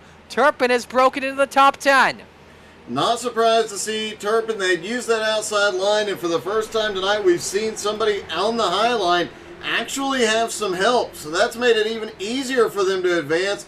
Other drivers starting to look up behind them, but Jim Johnson up here, I am personally not surprised. I've seen him at plate track racing. I know how good he is at this, and I won't be surprised to see him lead a lap or two before this thing is over, maybe even before the first stop. Dak Edwards, quickest lap, 49.69. Excuse me, 49.688 at the moment as German back in the lead. And Johnny B has made his way up to second, and he saw the line that Jimmy Johnson and Stephen Wetton were working, and they're looking for the race lead. We got another driver in. Gangler has brought his car into pit road. Yep, I think we're starting to see the green flag stops. I'm really surprised to see these cars come in individually. Hey, and good evening to my buddy Stryker. How's it going, man? Really surprised, especially Gangler, who's been up here in the front most of the night, go to pit road all alone. Johnny B's dropped back down to the bottom. Yes, like you said, very surprising that Gangler would pit in all by himself. Look at this. Turpin and Jalbert trying to swap lines from the high side to the bottom. Oh, my goodness. Looks like a lot of momentum. Turpin is trying to put... Oh, here comes... a bunch of guys coming in. And Turpin's going to go the lead here. We know Turpin really good at saving fuel. Turpin leads that lap. He's the 25th lead change of this race, 7th different leader. Turpin and Jalbert just bump drafted each other. The game plan went perfect for them. Make their way up to the front before the window on lap number 70. Yeah, it definitely did. And look who's made his way back up here behind him. The Mad Bear in the 420 car is back up in the top 5. And Alex Crapser, who has been hanging out outside the top 30 all night, is now up here into 4th. Austin Edwards also up here as well, running 6th. Jeff Edgar 7th. Derek Colson is in the top 10. Nobody coming in. Remember, very wide when it comes into pit entry, so pretty easy to let drivers know when you are coming on in. Yeah, they still have got to communicate because these guys inches apart. If you make a dive to pit road and the guys behind you aren't expecting it, well, you could get turned around.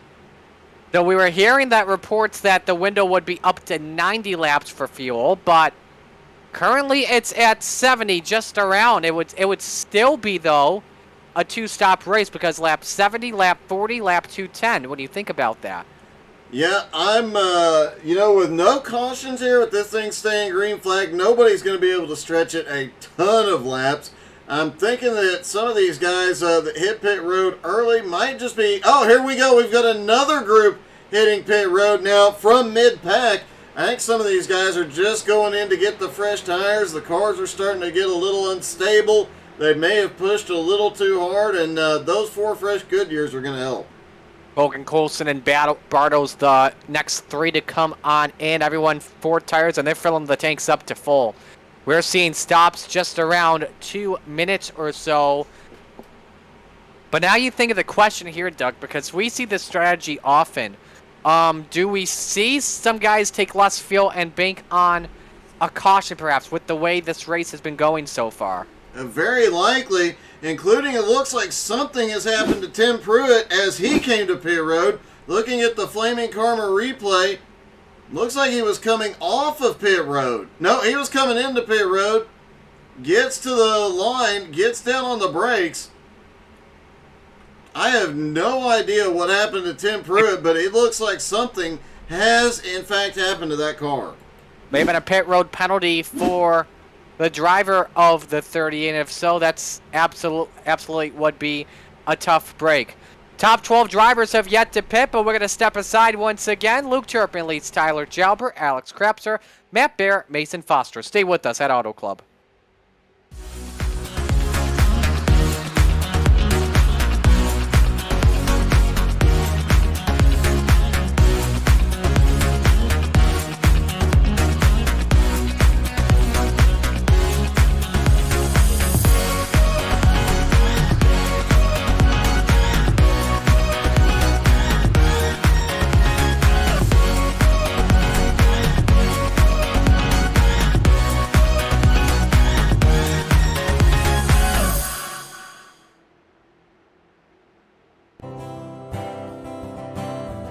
This is my good friend who had cancer when we were really little, and he was able to beat it through early detection, and now he just recently graduated from Santa Clara.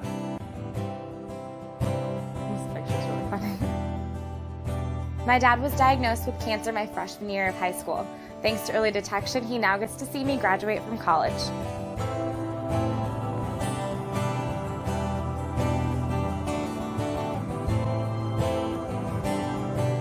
Eight years ago, my mom was diagnosed with cancer, but thanks to early detection, I'll get to spend this Christmas with her.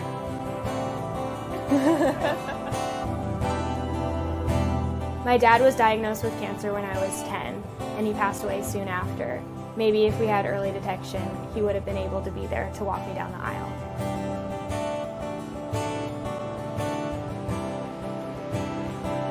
Early detection saves lives.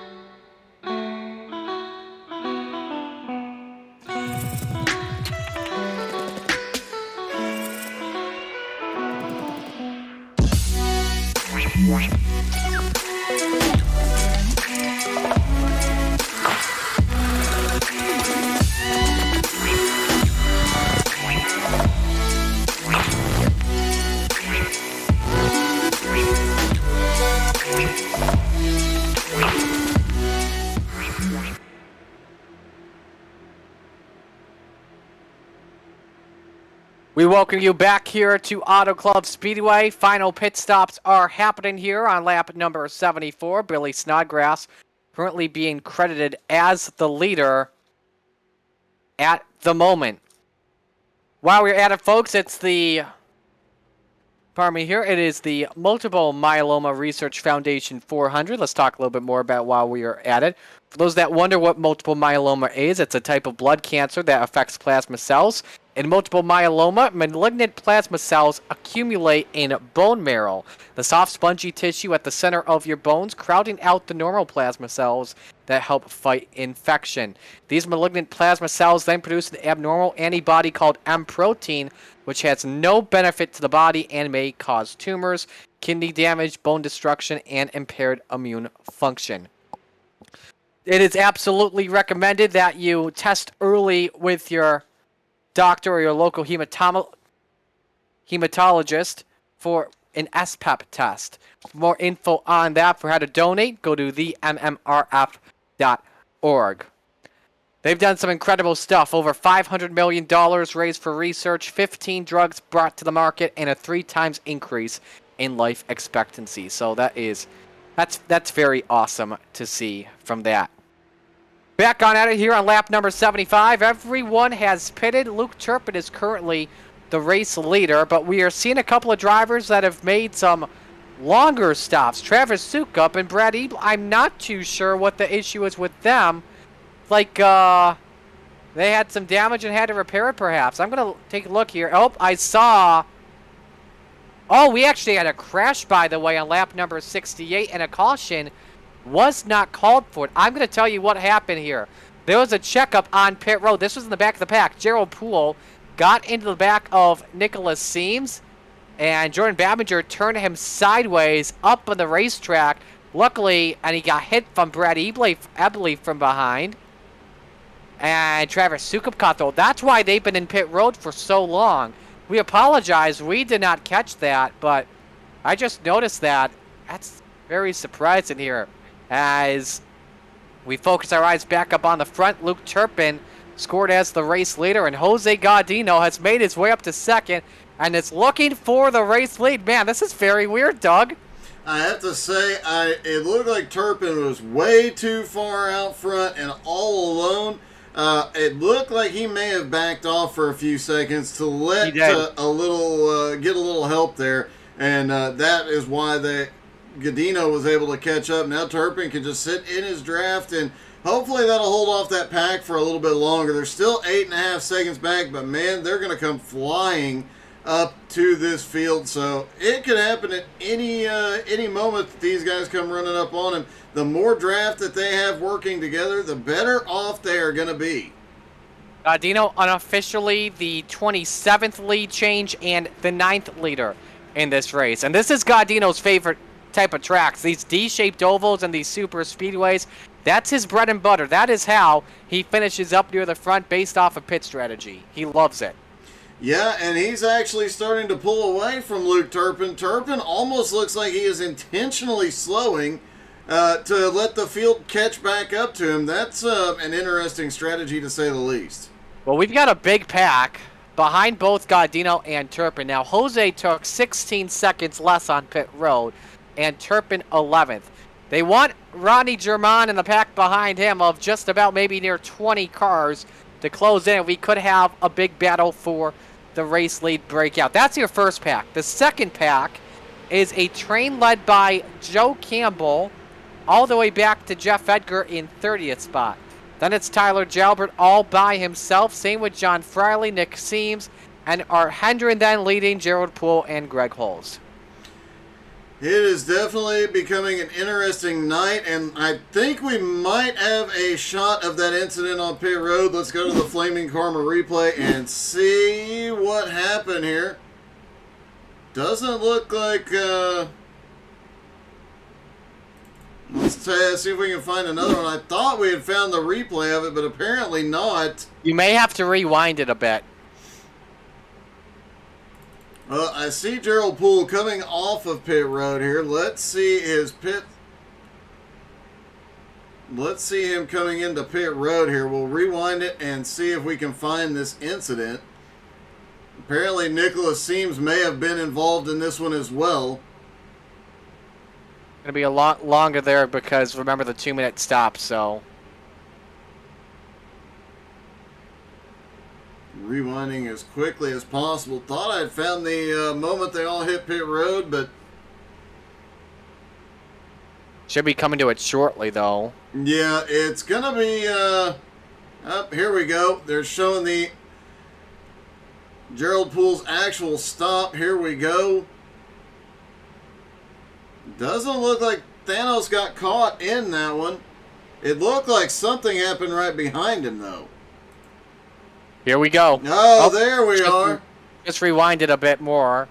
And the 27 comes up. Everybody's setting. Oh, the 960 checks up. Gerald nowhere to go. Gets rear-ended from behind, and then chaos ensues behind. Everybody manages to get the car corrected, though, and going the right way again. And lo and behold, everybody keeps going. No caution. And for the 56 of Ebley, that was a very hard lick. That definitely was. Jose Godino's lead now 5 seconds and shrinking quickly as Mason Foster and Adam Gilliott and Rodney German are nose to tail. And it looks like some of the guys might be looking to go to the high side. And look at the size of that pack coming. Jose Godino has one lapped car with him to help with the draft. And they are side by side now. Godino is going to be in trouble when they get to him. Losing about 3.5 tenths on average per lap. And Albry Heroines at the moment, then there's another car ahead.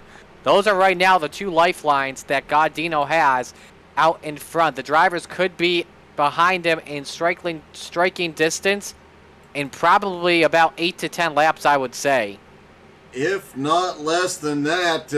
If these guys get single file again, they'll start gaining even more quickly. So anything could happen here. You know, it could change in a moment, but we've seen Godino get out to these big leads in the past. They swallow him back up. He keeps pulling back out ahead and eventually ends up with a decent gap, having some lap cars and plays the strategy right. So who knows what Godino has planned here tonight, but you know he's going to be in the fight. You're watching the side-by-side battle for second. Rodney German and Mason Foster, and Don Jordan once again having an awesome run tonight in 4th position.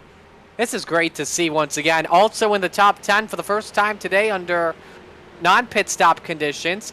PDJ Zeller 7th, Sean Patrick 8th, Sean Andrews in 9th.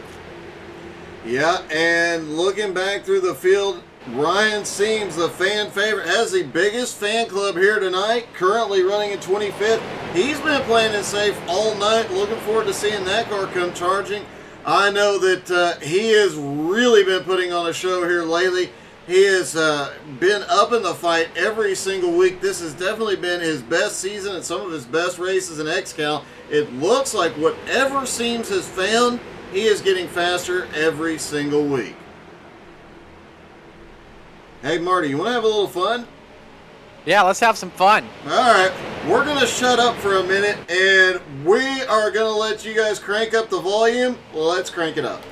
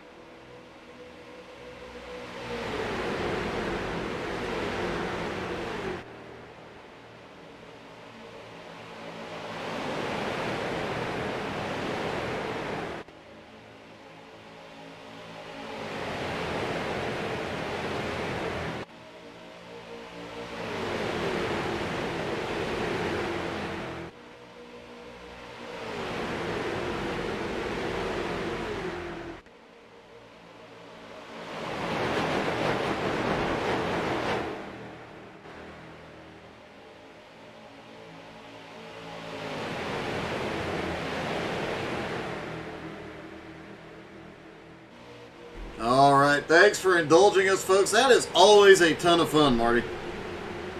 Absolutely, it is getting to hear the cars going at speeds of 145 miles an hour at the moment. Don Jordan, meanwhile, has taken away second position from Rodney German and the two teammates and friends. Well, these are the two cars that I believe that Don Jordan owns. Having some fun at the moment. Interesting note, Jose Gaudino has gotten himself a few more drivers to help out. That lead had shrunk down to about 4.4 seconds. It's now back up to 4.7. He's actually extended as they've been battling it out up there at the front of that big pack, but I don't think that's going to happen for very long. I think it was just a matter of he caught a driver, got a big run. I think these guys are still going to end up catching him. They're going to run him down before too much longer. They're running even laps at the moment, you know, both 50, 65s, and Gaudino, those two lifelines.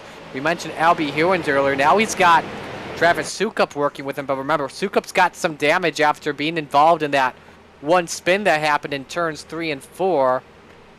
But you see Gaudino pull right up and do a bump trap. But the thing Gaudino's got to be very careful with is that water temp.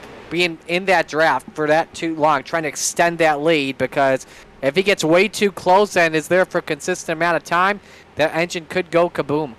Yeah, we've seen that happen a couple of times recently. These guys have to be careful, but they have to be happy the lights are on, the track temperature is going to come down, the air temperature will come down a little bit, and that is definitely going to help. They can draft a little more, they can bump draft a little more, they can have a lot smaller gaps out there. As look who else has made it up into fourth. Now Chris Johnson is up there right in front of Sean Patrick, and starting to look through the field and see some more names working their way forward.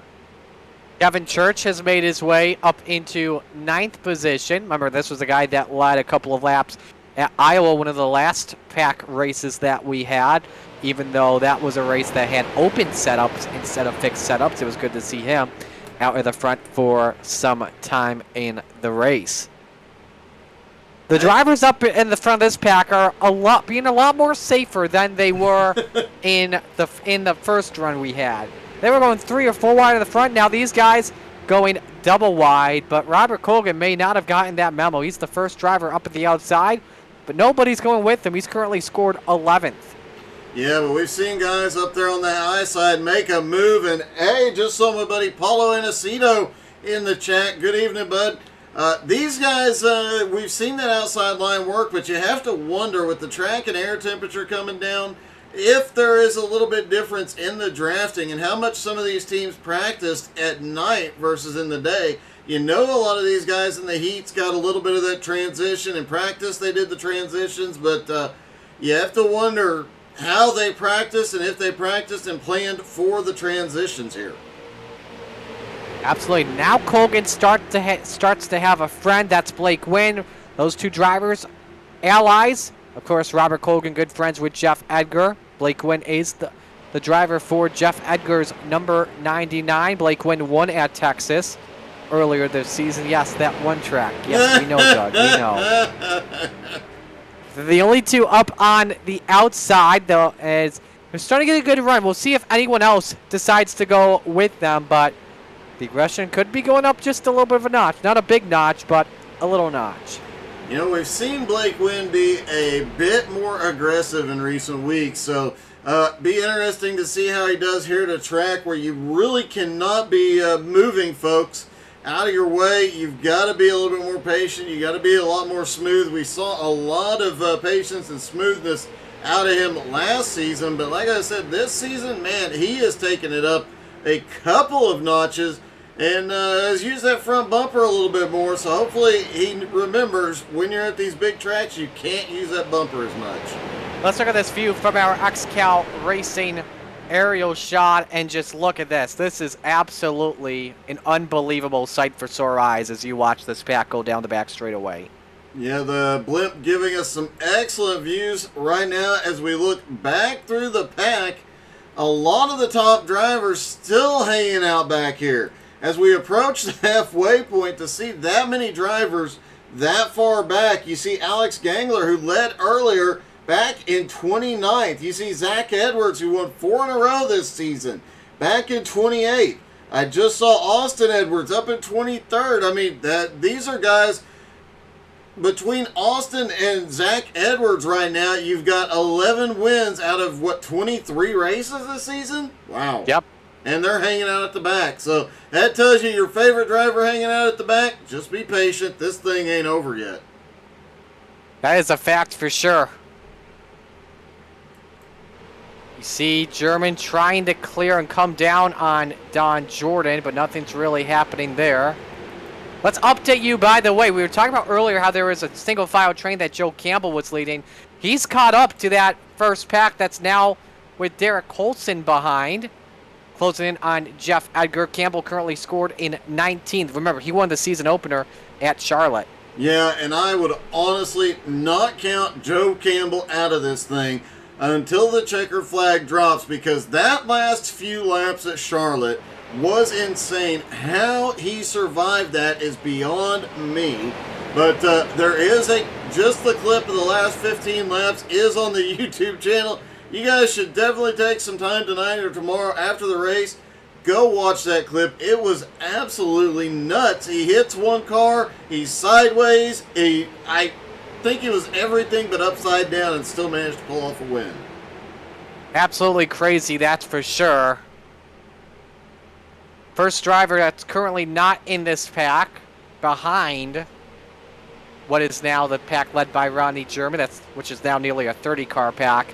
John Frawley in 31st, leading Nicholas Seams, Gerald Poole, Greg Hulls, Art Hendren, and Tyler Jow. Remember, those guys got stacked up from that accident that happened, no caution, from Poole as well as Ebley and Travis Sukup and company.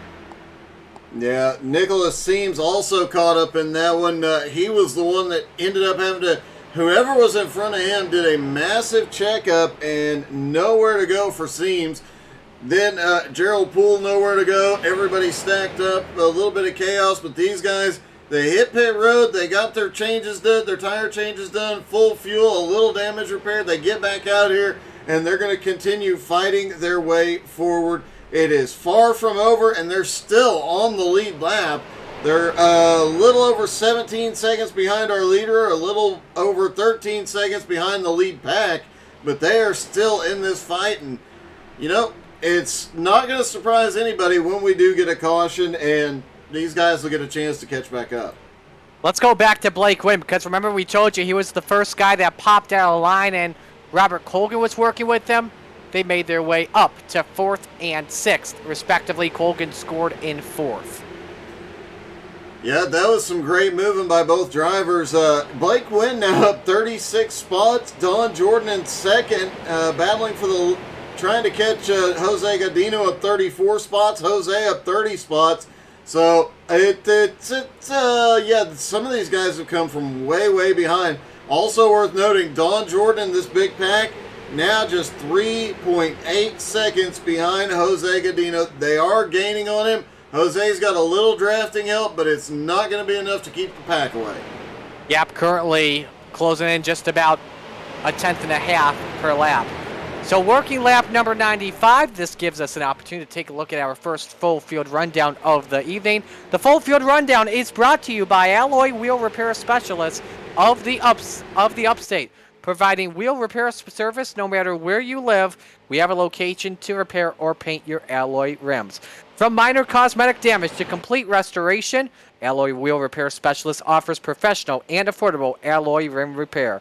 We can straighten and refinish wheels with the custom color of your choice. If your rims are beyond repair, we have access to the best quality OEM replacements. For more info, check out awrswheelrepair.com. So we talked about Jose Godino, how he played a different strategy, coming out 12 seconds better on pit road compared to his opponents. He currently leads by 3.4 seconds. In fact, a fun fact, the top 6 drivers all up at least 18 positions in this race. So Godino currently leads. Then you've got this huge pack battling for second spot at the moment.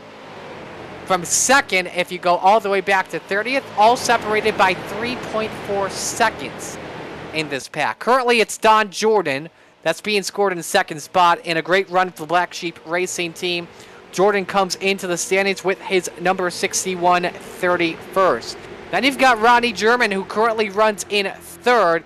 That 717 came in 33rd in the point standings.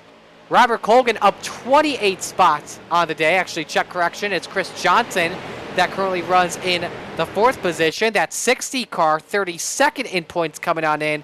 And remember, that's a car that's actually owned by Don Jordan. He's got the 25 on, which is Austin Edwards' number. So remember, it's the 60, not the 25. Robert Colgan up in that pack as well. Top 15 coming on in the points, up 23 positions in 4th. Blake Wynn, who won at Texas earlier in the year, currently scored in 7th, just passing for 6th, is Mason Foster, who has been in the top 10 nearly the entire day today. Blake Wynn up 36 positions if he gets in 6th position.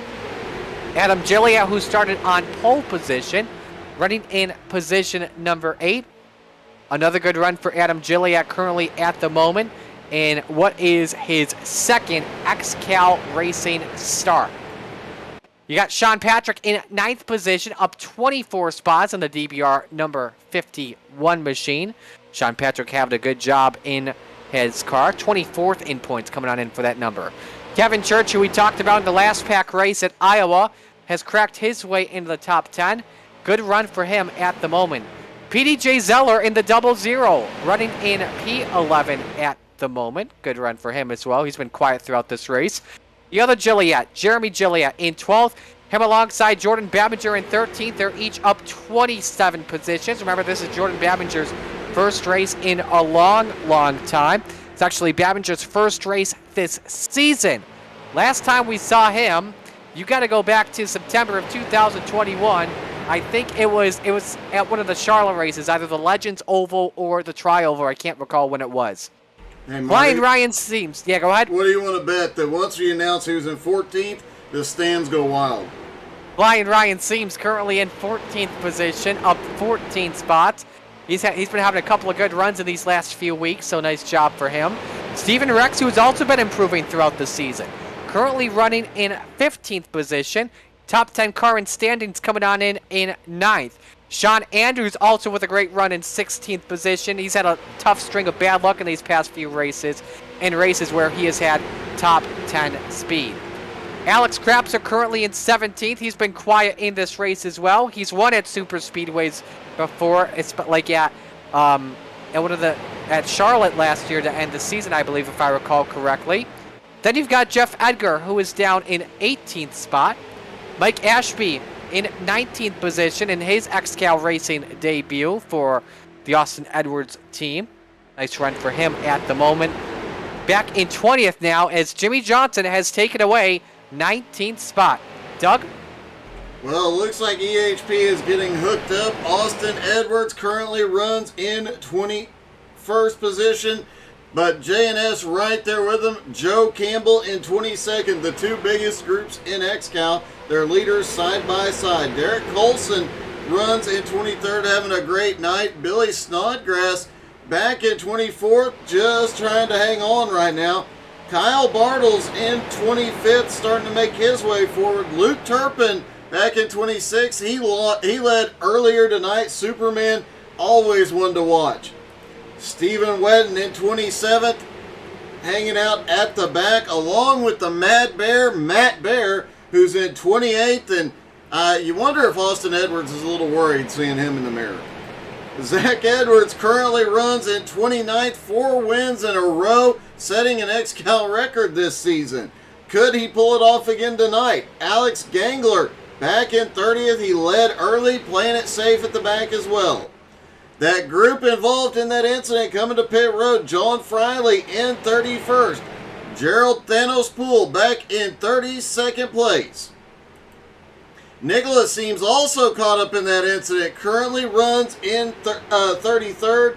Greg Holes in 34th. Tyler the Weapon Gelbert and Thomas the Train currently run in 35th. Art Hendren 36th. Albie Hewins down in 37th. John Brancaccio way back there in 28th.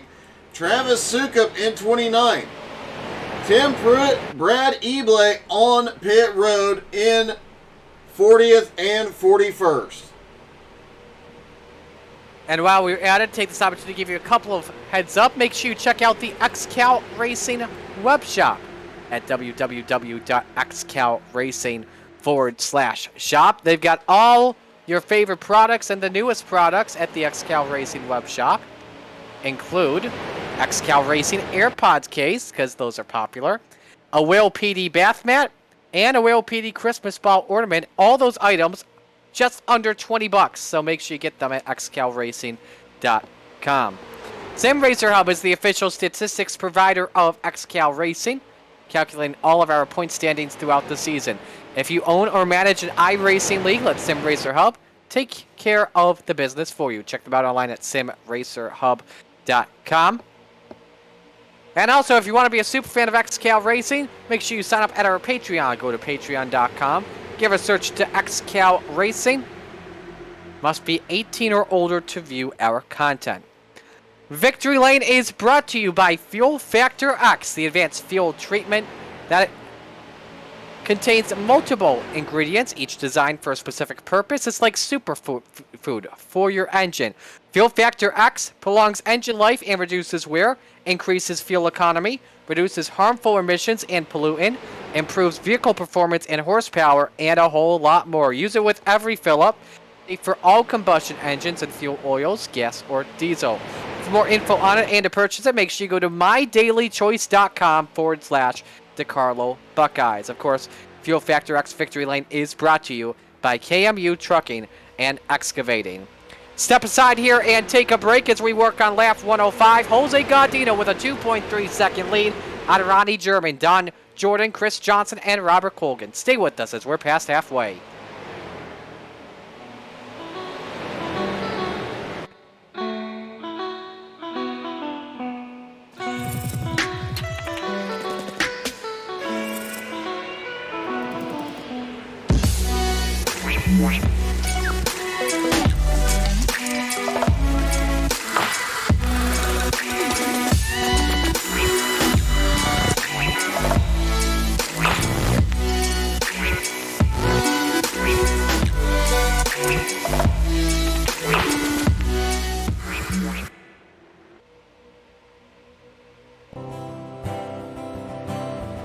This is my good friend who had cancer when we were really little, and he was able to beat it through early detection. And now he just recently graduated from Santa Clara.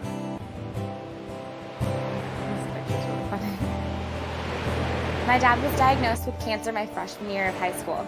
Thanks to early detection, he now gets to see me graduate from college.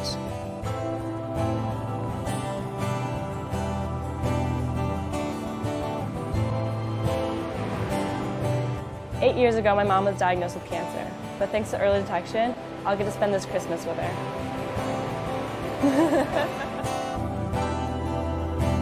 My dad was diagnosed with cancer when I was 10, and he passed away soon after. Maybe if we had early detection, he would have been able to be there to walk me down the aisle.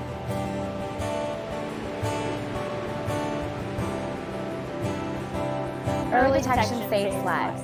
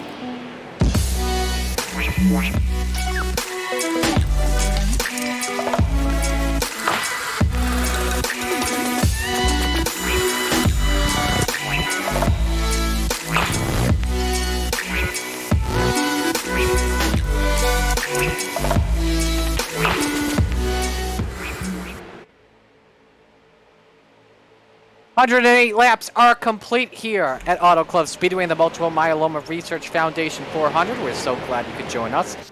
Marty Sakala alongside Doug Burns here as Jose Gaudino continues to lead on Ronnie German, Don Jordan, Robert Colgan, and Chris Johnson. The gap has gone down to 1.6 seconds, and one of the big reasons is because Travis Sukup, who was drafting with Gaudino, lost the draft, and that lead has been cutting down at this moment. Last time by was 0.6 of a second, so about maybe 2 to 3 laps. Gaudino could get caught up by the drivers behind, and it will be interesting to see if Gaudino makes a slingshot on Albert Hewins to get some protection, perhaps. Could very well, but don't look now. We better see some thumbs up and some hearts and some cheering out there, because look who has broken into the top 10. Ryan Seams, currently in ninth. He's been up here for the last couple of laps, fought his way back up into the top 10, and I wouldn't expect him to go anywhere but forward from here. He is having a great run and a massive charge to the front. And look back here behind Derek Colson. Right behind Derek Colson is Joe Campbell. They're single file for the rest of the way back. Looks like guys are expecting trouble before too much longer. Probably because of them coming up to Jose Gaudino. If you've just joined us, by the way, we have 90 laps to go here at Auto Club Speedway. Unofficially, the stats look like this. 27 lead changes in this race with 9 different leaders. It has been a very clean race. We've actually had one incident that involved Gerald Poole, Travis Sukup, Brad Ebley, and others. No caution, though, came out. Yeah, definitely a wild one going to pit road. This is about to get a little exciting as this pack comes running up on Jose Gaudino and the 55. I don't know how they're going to take him, to be honest, and it kind of depends on where Gaudino's wanting to go.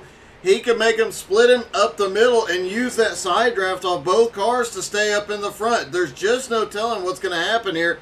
But man, they are gaining on him 1.2 seconds back, and yeah, it's going to get a little dicey here, as we've seen every time we're at one of these super speedways and somebody pulls this strategy, things get a bit exciting. Gap is down to 1.1 seconds. Last time by, the Peloton pack was just about 1/10 of a second better than Jose Gaudino. Biggest mover in this race so far, Don Jordan up 34 positions. And it's Blake Wynn up 33, now make it 34. Jose Gaudino is up 30, and up 28 spots is 29, now make it, is Chris Johnson.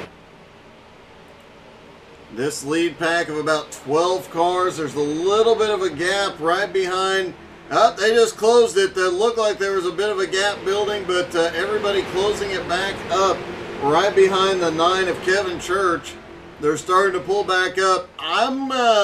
Normally we'd say the last 5 to 10 laps we'd see people getting aggressive, but obviously with some guys that have been hanging out at the back all night, starting to make their way forward, I think this thing's going to get a bit more aggressive. Around 50 to go. There's still some of the fastest guys back in the back. Zach Edwards currently runs in 26th place. I was looking to see where Austin is running right now. Mason Foster now up in 6th. Austin back in 25th. Zach in 26th. Jim Johnson in 23rd. That's a group that we could easily, and Matt Bear in 21st. Alex Krapser in 20th. Derek Colson in 19th. We could see a large number of these drivers start charging forward. Absolutely, and now it's down to a half second. That pack storming down Jose Gaudino's neck like it's an Oklahoma land rush off of turn number 2. Jordan is in the toe of Jose Gaudino and closing in very fast. Last time by for Jordan, he actually ran his best lap of the race. Same with Rodney German. Jordan ran a 50.08. As for German, a 51.5. I bet you those lap times get a little bit higher, or a little bit faster this time by, as they now have Gaudino's draft. Gaudino looks like he's going to hold that bottom line. So Don Jordan's going to have to move up or settle in behind. If he settles in behind that outside Oh, line, hey. oh, Godino jumps high. Smart move from the 20. That may have been a bad move because Hewins won't let him in. This opens up the door for the 61. For Godino, though, he'll be able to get a toe off of the 717. No, he goes all the way to the outside. Very surprising move. But for Don Jordan, he may lead his first lap of the day. And it may be the first lap he has led all season. That is a bit of a surprise considering Don Jordan has been in the top 5 most of this race. For him to just pass halfway to finally get that lap led. But that 717 on the outside, Chris Johnson is there. Nobody's going to challenge him, and Don Jordan is going to lead his first lap of the night. What a run he has had. First lap of the season is confirmed. He's the 10th different leader of this race. This is awesome to see with 85 laps to go. Godino now has fallen all the way back to 14th position. But now a battle is on between the Black Sheep teammates. Rodney German on the outside. Chris Johnson in 4th position. Remember, that's also a Black Sheep Racing driver. Their plan is successful, unlike Ferrari. Rodney German gets a car ahead, and they are all back to side-by-side racing. Godino has drifted back quite a way. I think he's probably going to hop in the draft. He's now back into 17th. Look for him to settle in back of the pack and just ride here for a little bit to see how his strategy can play out. This is his opportunity to save a little bit more fuel. So we'll see how it plays out here. One lap car of, I believe that's Art Hendren in the 55. One lap car in this mix. Or no, I'm sorry, it's Albie Hewins in the mix, staying up on the high side. No problems when they caught him. Don't look now, though. Here comes Petey to the outside of the Black Sheep Racing cars. He's got a friend behind him, and Robert Colgan seems decided not to go up on the outside. Petey wants those 5 bonus points, trying to lead for the first time today, but he's stalled up on the outside for right now. Colgan's trying to do whatever it takes, and Seams gets a run down to the bottom, looking for 4th position on the racetrack. Same with Mason Foster. It is a J&S sandwich at the battle for 4th position. Looks like a sandwich you would get at the Permani Brothers. They continue to battle it out. 3 wide at the front of the pack. 3 wide, 2 deep. Trying to make it 3 wide, 3 deep right behind them. This is going to get a little bit scary for these guys. Although they have more grip due to the colder temperatures, man, these guys are still going to slide around. These street stocks are never really planted on the best of days. But with this setup with the back end squatted down, less air on that spoiler, and the front end up just in the air like that, causing them to push a bit, yeah, these cars aren't handling like what these boys are used to, and it's making these cars bounce around, move around, and a little bit more uncontrollable. Great to see Jordan up in the front once again, but now 3 wide. Petey upstairs looking for the race lead. Colgan giving him the big push and nearly makes some contact. There was a close bump draft entering turn 1. I think Colgan backed out of it at the perfect time. Sean Patrick up there as well, right in position number 9, the gray and yellow DBR car. And then Blake Wins also cracked the top 10 in car 99 with this lead pack. But 3 by 3 by 3 by 2 entering turn 3, Doug. Yeah, it's getting a bit interesting, but with the way these guys are going, still 80 laps to go. They're still racing like it's the last lap. Everybody trying to score bonus points here tonight, and it looks like we're going to see a lot of drivers score a few bonus points here tonight. But man, I am really, really surprised these guys are pushing it this hard this early. I'm surprised we're not, given the fact that they are pushing this hard, I'm surprised we haven't seen any more 4 wide than what we have. Back at Michigan, we saw them 5 wide around the halfway point. Drivers are closing in on lap traffic as well. That's John Brancaccio in the 062, currently 38th. 2 drivers a lap down on track. That's Albie Hewins and Johnny B. So if a caution were to come out right now, they would be the lonely 2 wave arounds at the moment. Petey's trying, though. He is trying to get that help from Robert Colgan as well as the 95 of Adam Gilliatt. All J&S cars except for the 94. but just not working for them on the exits. The middle groove, though, still the place to be. We learned that off of pretty early in the race, but right now it's the low groove that's a big advantage for Don Jordan right now, Doug. Yeah, the track is changing. Even though they're laying down rubber on the two higher lines, that bottom line has had the most cars laying down rubber. The track temperature coming down. It's definitely changing a bit, and that bottom line is becoming the faster way around. Even with equal numbers in both lanes, as now the 27 is starting to make his way up that middle line. Jordan Babbinger bringing a small group up as well. And those two cars on the outside, they're holding their own despite the smaller group. So, you know, the bottom line and the outside line were always the places to be in Michigan. That middle line was always a little bit tricky. Now their first time here, we're seeing a little bit of the same. Lead change at the line, Rodney German over Don Jordan.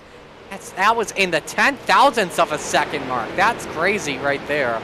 That is the 29th lead change of the race. One more, obviously, will be 30, and it could be PDJ Zeller gets a big push from Colgan down the back straightaway. PD definitely wants to get up here and lead a lap, and he's going to do everything he can. Is that Barney on the side of his car? Let me take a... I want to look at this now. No, it's a purple Dolphin. Well, that scared me. That's the Will PD. That's the Will PD. Okay, I feel a little bit better now. If that was Barney, I'd be having a talk with him. Oh, gosh. Yeah, that's Will PD. Don Jordan taking the race lead back, so we are now at 30 for the evening here. 122 laps are complete, under 80 laps to go.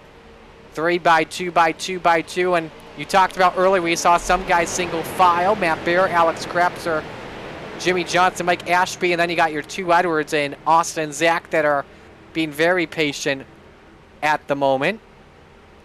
And look back there. I'll ask you.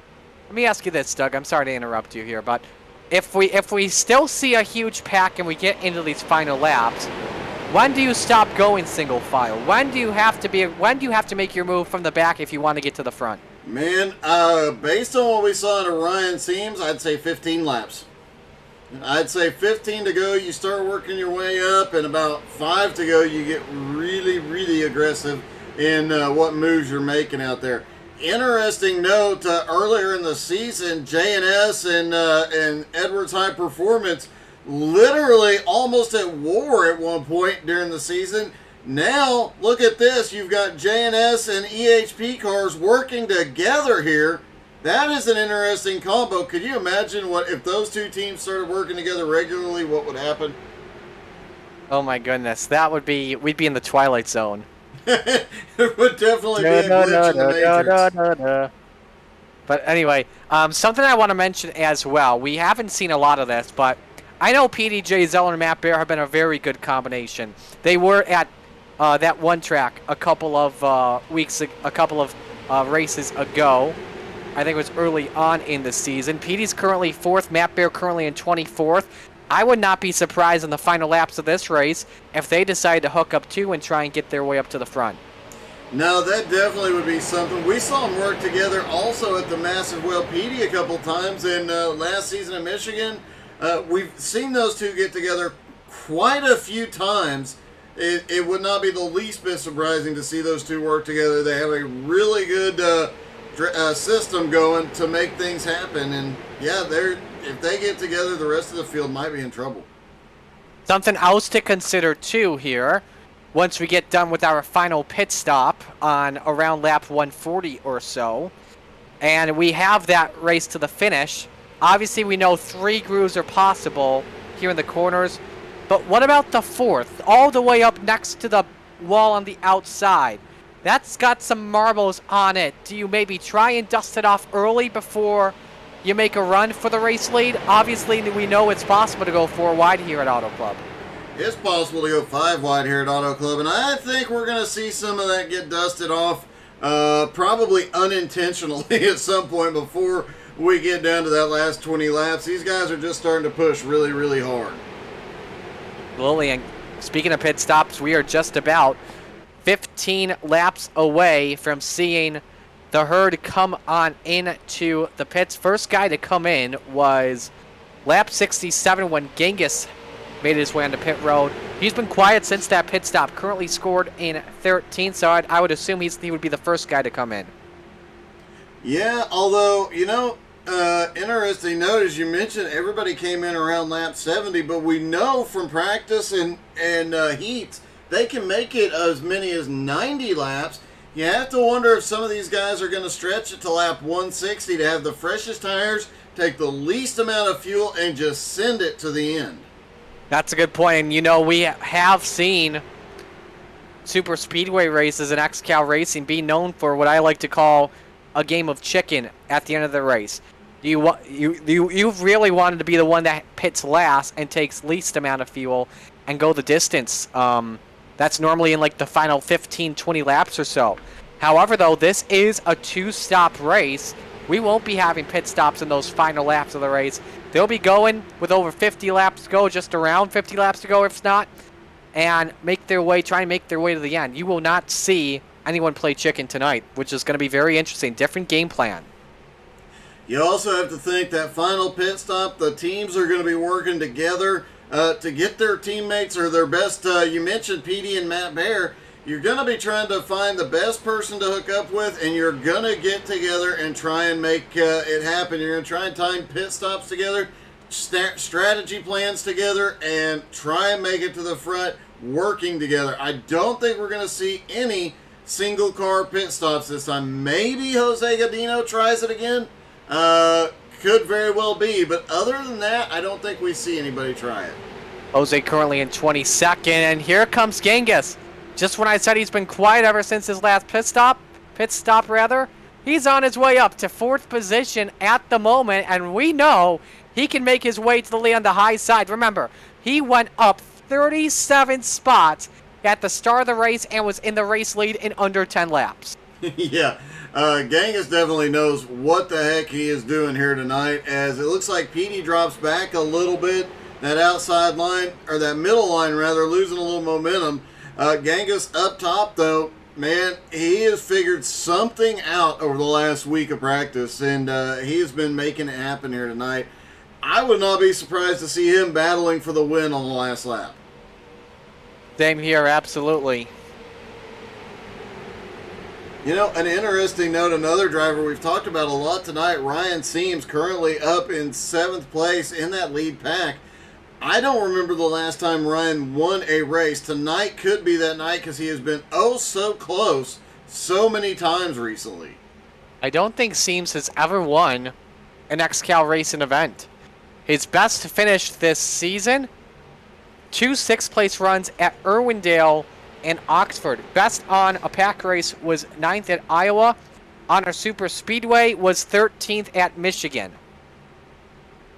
There you have it. He is up here now in the top 10, and as we've mentioned, man, the second half of this season has gone really well for Ryan Seams, and obviously it's starting to show, as here comes Gangler up on the high side now to 2nd, all alone, and gets the nose out front.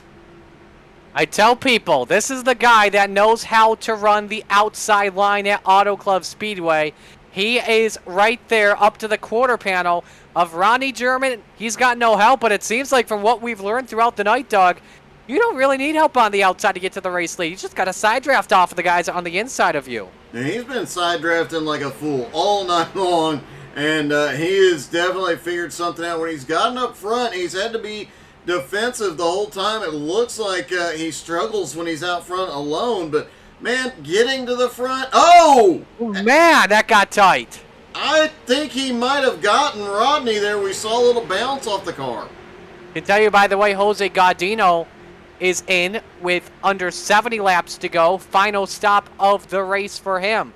We'll have to watch him closely as we expect him to assume the lead. Yeah, and you have to wonder, as many laps as it took for these guys to catch him last time, if they wait till lap 160, I don't know. Some of these guys wait till lap 160. I don't know if they can catch back up. If he can find some lap cars or anybody to work with once he's back out on track, it may be very tough to beat. Well, that situation with Gangler, as there was some contact off the 717, that put him all the way back to 10th position. German, luckily for him, kept his foot in the gas, runs in 3rd spot as his boss, Don Jordan, continues to lead. That Dawn, another one that we don't talk about very often, has been upper and has led a bunch of laps so far tonight. Continues to lead this thing and hold off some very hard charging cars. So now that we saw our first bit of contact, door contact, I should say, at the front of the field, that makes you think the driver's just going to be patient and just run this inside line right now, because we're starting to see a train develop here. Only guy on the outside behind Ryan Seams are Gilia and Steven Rex, but a majority of the drivers running at the apex and the faster way around the track. And a lead change here. Chris Johnson goes to the point. He snookered Don Jordan, got to the bottom, and Chris Johnson taking the race lead away with a slingshot off of turn number 4. His first lap's led here tonight. Great run by him. You know, he's another one that has snuck his way forward. Like we said, since that 3-race suspension, man, he is at a... Prior to that suspension, he was up running in the top 10 week in and week out. Since that suspension, he has just not been the same, but now up here fighting in the top 5, having a great run tonight. I think Don wanted to give him some 5 bonus points just to be safe than sorry, because who knows what could happen after his pit stop. His final stop of the race, but Don Jordan taking the race lead back away from Chris Johnson. I think he just opened up the door for him to get to the bottom.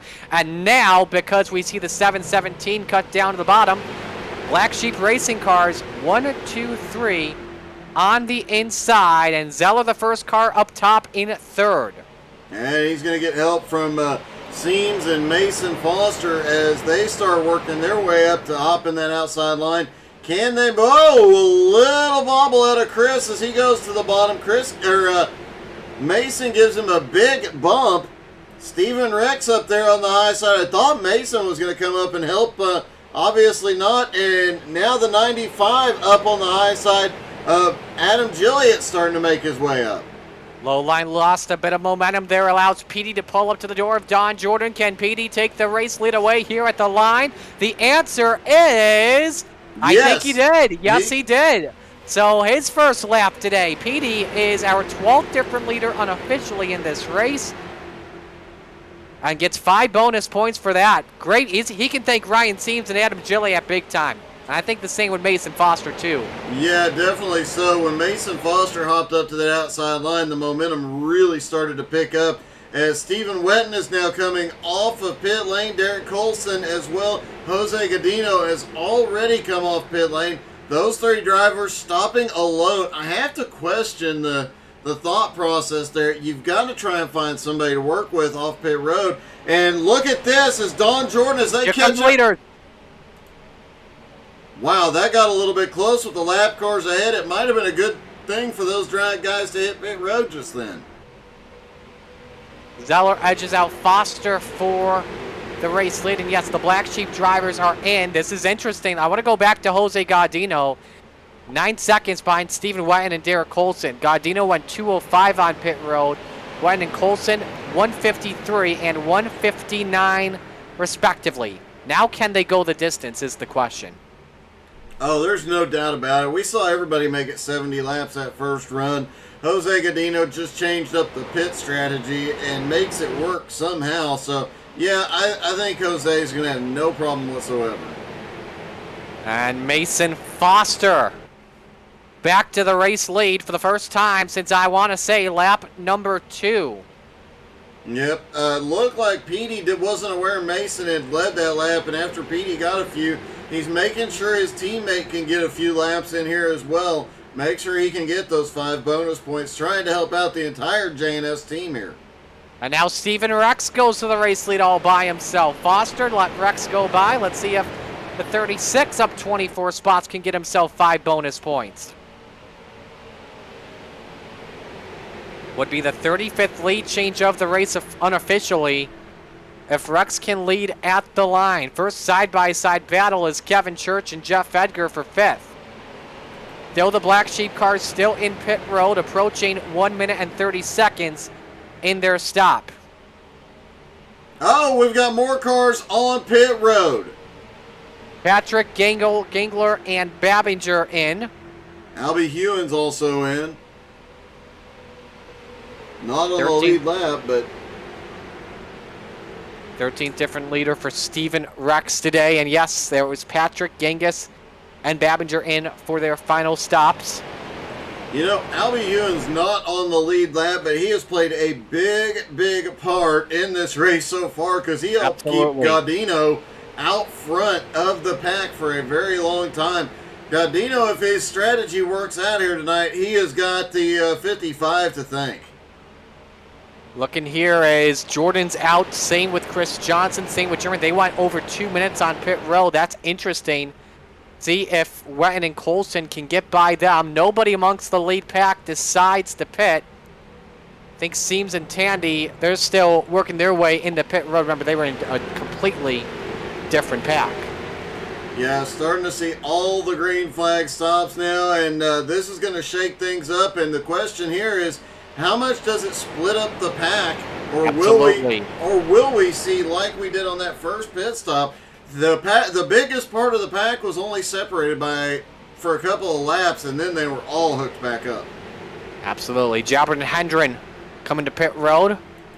We're going to go to break after we see if anybody comes into pit road here. Waiting. And only one driver comes in. That is Robert Colgan. Make that 2 drivers. Luke Turpin coming in. 60 laps to go here at Auto Club Speedway. It's Steven Rex out in front during pit stops.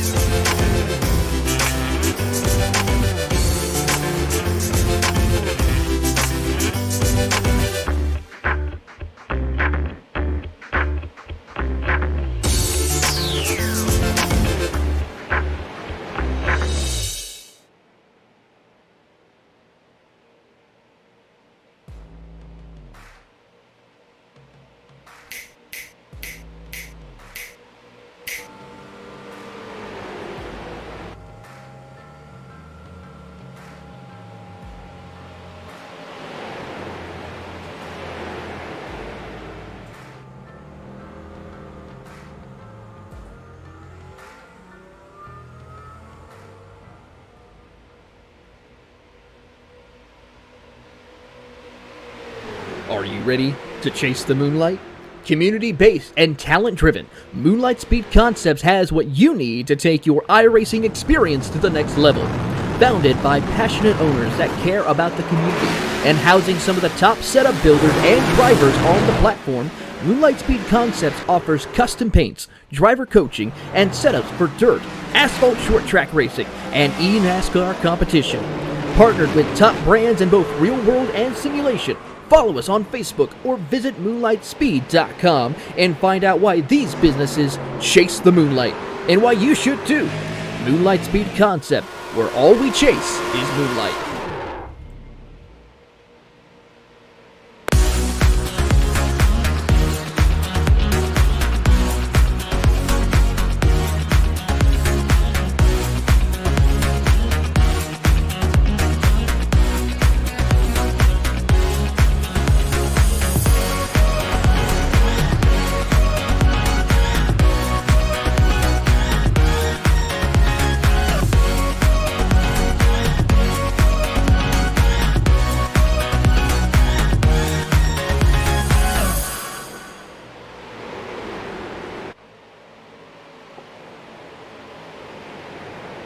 Approaching the final 55 laps as you look from the XCAL Racing aerial shot. We got 2 drivers into the pits this time, Mason Foster and I believe Jeremy Gilliatt, and it is 5 drivers have yet to pit for their final stop of the race. It's Alex Krapser, Zach Edwards, Matt Bear, Blake Wynn, and Billy Snodgrass. Will be interesting to see here, Doug, who comes out with the race lead. At the moment, the first guy that is good is Sean Andrews, who did a 152 stop, and the same with Jeff Edgar, who believe they've got enough on that 152 stop to go to the finish, and I believe they are right. Same with PDJ Zeller, 155. Ryan Seams, Kevin Church, 155. Robert Colgan did 157. Stephen Wett and Derek Colson, 157, 153. And Jordan Babinger, 159.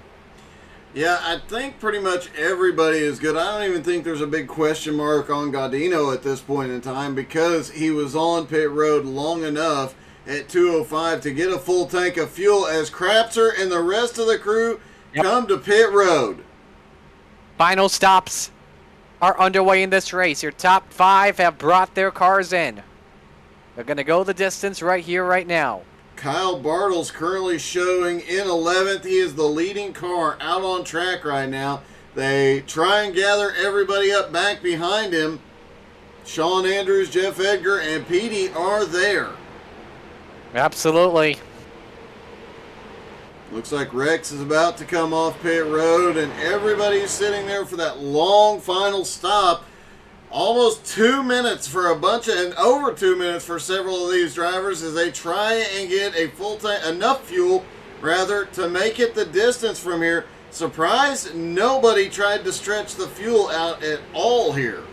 Steven had a great stop, 156, and should merge just behind this line that's being led by Sean Andrews. And I think he will. Just got to get up the draft of Ryan Seams perfectly. Approaching Jeremy Gilliatt, coming out on a 153 stop. That's a great stop for the 22. I don't think Rex is going to get enough of the draft to stay with him, so this 5-car pack out front is looking like they might have it. Sean Andrews, Jeff Edgar, PDJ Zeller, Kyle Bartles, and Ryan Seams may end up being the top 5. Mason is on his way off pit road. Jeremy Gilliatt is on his way off pit road now. It's going to be close. Mason went out with a 149 stop. I believe that is the 3rd fastest of all the drivers' final stops here. Just waiting for 5 drivers. Next we expect is Blake Wynn, but he's got a long way out because he started in the rear of the field. He's at 153. That's not looking good for Blake. He went 154.25. You never know. He might end up making this work. Zach is on his way out. Alex Krapser on his way out. Just Matt Bear and Billy Snodgrass left. And right now, Mason Foster has a 5.3 second lead over Jeremy Gilliatt. But as we saw with Gaudino earlier, Foster is going to get swallowed up quickly unless he can get some drafting help. And there is some just ahead of him right now. A 148 second stop for Alex Krapser. Zach Edwards 150. Snodgrass 148. Here comes that lead pack led by Sean Andrews, and I don't think they're going to catch the leaders. So that was kind of a small game of chicken. Alex Krapser currently leading as he had one of the fastest pit stops of the leaders. So he takes the race lead back. This will be our, if I'm guessing this right, unofficially our 38th lead change with a 2.2 second lead, and we've got a battle for 3rd between Foster and Snodgrass. Yeah, Billy Snodgrass, only his 2nd or 3rd race in XCAL, but he's been very, very quiet thus far. But tonight, yeah, he's not so quiet. He has been up in the battle multiple times and now battling for 3rd place. A very impressive run by the John Brancaccio owned machine. Let's go back to that Peloton pack we were talking about because Sean Andrews and Jeff Edgar are side by side. That's a 7th place battle on the line. They've got the speed at the moment. Yeah, I expect this pack, if they get single file, they're going to start running in guys like Blake Wynn pretty quickly. Blake 1.25 seconds ahead right now. They'll catch him. Blake is catching up to Matt Bear now. They'll catch both of these cars, but with if Blake and Matt work together As we saw earlier, they can hold them off for a little bit, but they're so close, I don't think it's going to be very long. Now, Mason Foster, Billy Snodgrass, it's going to take a while to run them down. They are hooked up really, really well, and 4.6 seconds ahead of Matt Bear. Jack is faster by 0.2 a second on average compared to the leaders. In fact, actually, Billy Snodgrass and Mason Foster were so much better than that lead pack. They ran 50.06 and 50.16, and they were catching up to Zach Edwards in the 95 of Adam Gillian. I don't know what happened to him on his pit stop. He had a much longer stop of 2:36. I don't know if he had a penalty or something, like a stop and go or something, or hold for 30 seconds that was caused by iRacing, but a long pit stop for Adam Gilliat may have ended his chances at battling for the win. They're up to Krapser. Here we go for the battle for the race lead. Billy Snodgrass goes to the point. Krapser was left wide open. Goes back to 4th spot on the racetrack, and it's Snodgrass leading, followed by 3 J&S cars.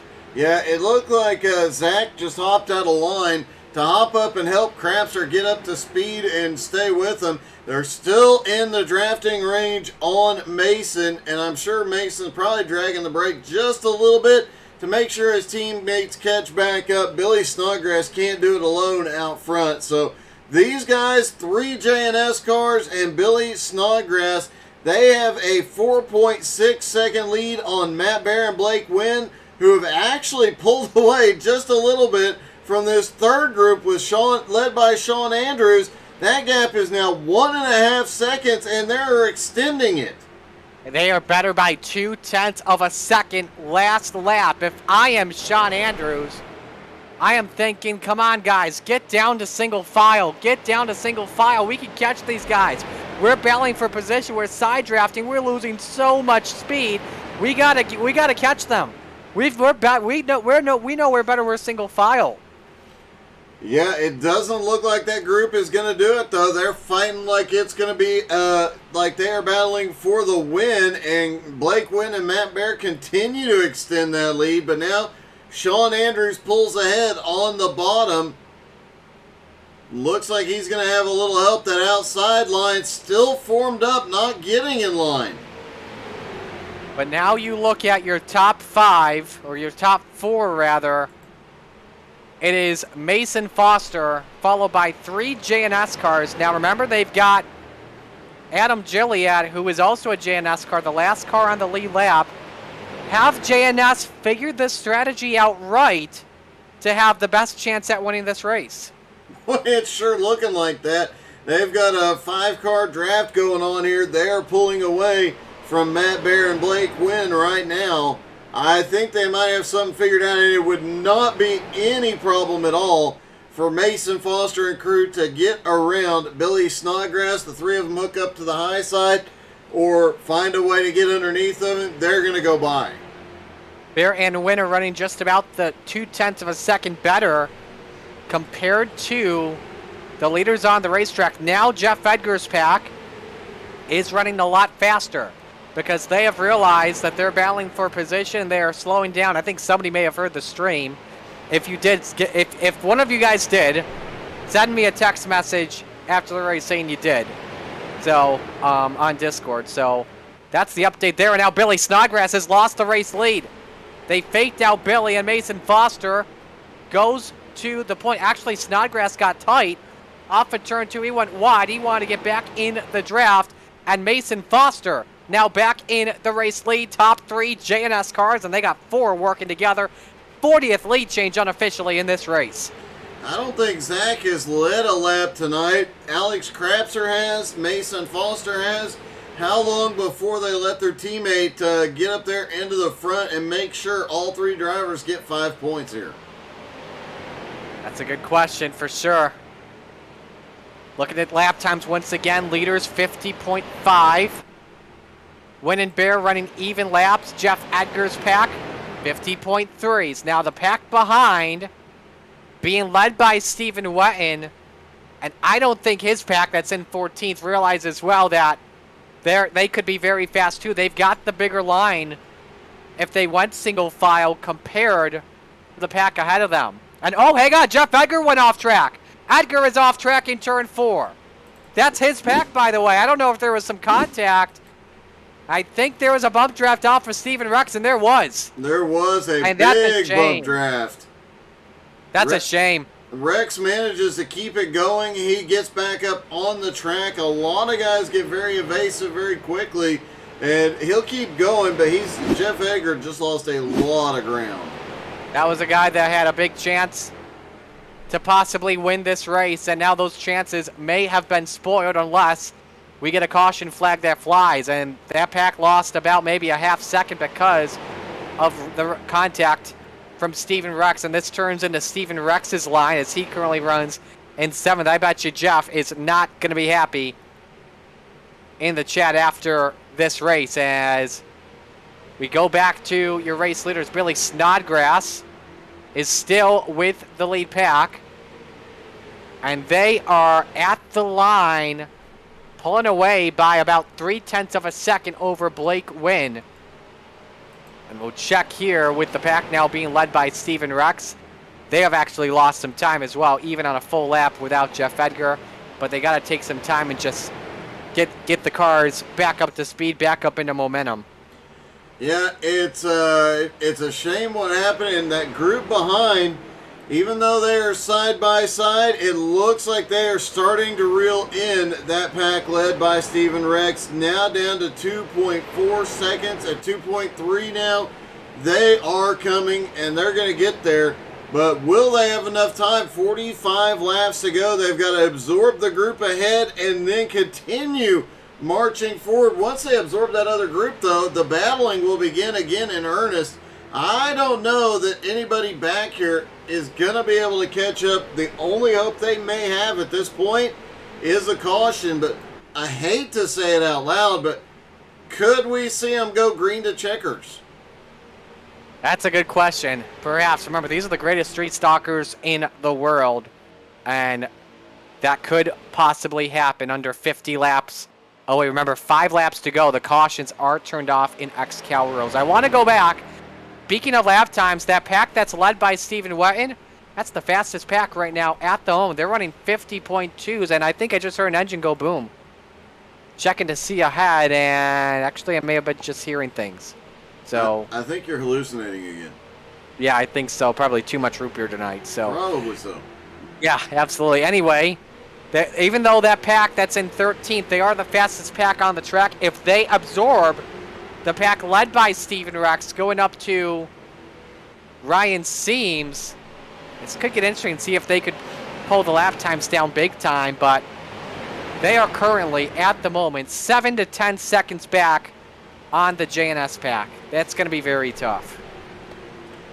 If they get both of these packs connected and both of them get single file and make a concerted effort, they can run them down. But man, we're approaching 40 laps to go. They're going to have to do something and do it quickly to make it happen. Working lap 158. Fastest car on the track that last lap was Jeff Edgar, who's at the tail end of this pack, the only guy in a 49-second lap. Albie Hewins, who's also in this pack, just ran his best lap of the race, a 49.993. We've got 32 cars on the lead lap. If we get a caution and go back to green, we could have at most 35 that could have a chance at winning this race. Well, you know, you mentioned Jeff Edgar running his fastest lap last time by. He is driving angry now. So yes, he is. Trust me, I know Jeff well. He is likely going to crank it up even more here to get back up there. Will he give a love tap in return? Probably not, but he is going to charge his way back up there and remind him of what happened. Absolutely, and all the battles we're watching, all the action is happening in that pack, and they are closing in. In fact, actually, this line led by Steven Rex is starting to absorb Blake Wynn and Matt Bear. They are running 50 even, closing on a half second on average. Oh boy, this could get into, if they close in about a half second on average, they could be in striking distance within about maybe 15 to 20 laps. This could get interesting. if they can keep the speed up now that Blake and Matt are a part of the pack. And I like what Rex is doing. He's not passing Blake and Matt. He's just absorbing them. Wants to be a part of this train, and now Blake and Matt get so much better speed out of this. Yeah, the next few laps will tell the tale because they're both going to gain on that lead pack and pull away from that pack behind as long as that pack behind continues to battle. Stephen Wetton and crew have got to get single file, but they're running 3 and 4 different lines through the corners. They're side by side all the way around the track. It is not helping their situation at all, whereas that group just ahead, led by Blake Wynn, yeah, they are all single file. They are all nose to tail. They are bump drafting. They are doing everything right. But 40 laps to go gives us an opportunity to take a look at our full field rundown. The full field rundowns are brought to you by Alloy Wheel Repair Specialists, an upstate featuring wheel repair service no matter where you live. We have a location to repair or paint your alloy rims. From minor cosmetic damage to complete restoration, Alloy Wheel Repair Specialist offers professional and affordable alloy rim repair. We can straighten and refinish wheels with the custom color of your choice. If your rims are beyond repair, we have access to the best quality OEM replacements. For more info, check out awrswheelrepair.com. Doug, let's start with you. Mason Foster up front again using a lap car to save fuel and pick up speed. Currently leads with his teammate Zach Edwards in second. Alex Crapser now up in third. Billy Snodgrass holding on in fourth, having an awesome run right now. Blake Wynn leads pack number 2 in 5th place. Matt Bear right behind in 6th. Stephen Rex in that group currently runs in 7th. Sean Andrews currently in 8th. Jeremy Gilliott having another great run up 30 spots in the 9th. And PDJ Zeller currently runs in 10th. Kyle Bartles runs in 11th with Ryan Seams currently in 12th. Third pack is led by Mike Ashby now in 13th with Robert Colgan in 14th. Kevin Church battling it out as well in 15th. Derek Colson in 16th. Jeff Edgar dropping back in that pack currently runs in 17th. And Jordan Babinger currently running in 18th. Joe Campbell leads another pack. You never count him out in these races either.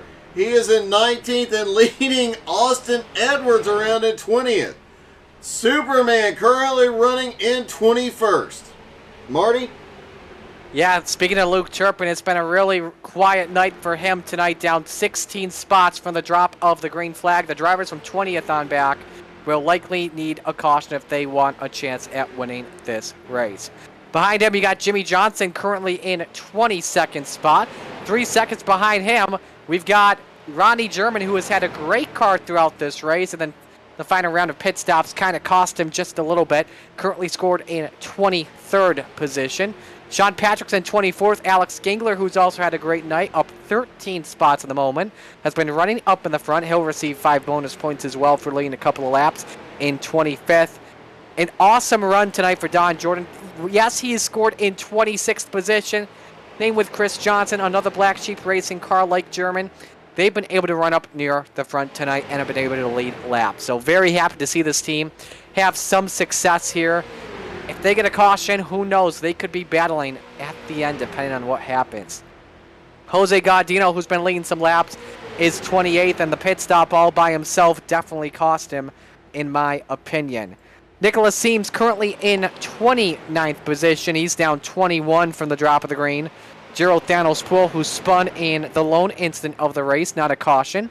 Actually, one of 2 incidents in the race that was not a caution, currently in 30th spot.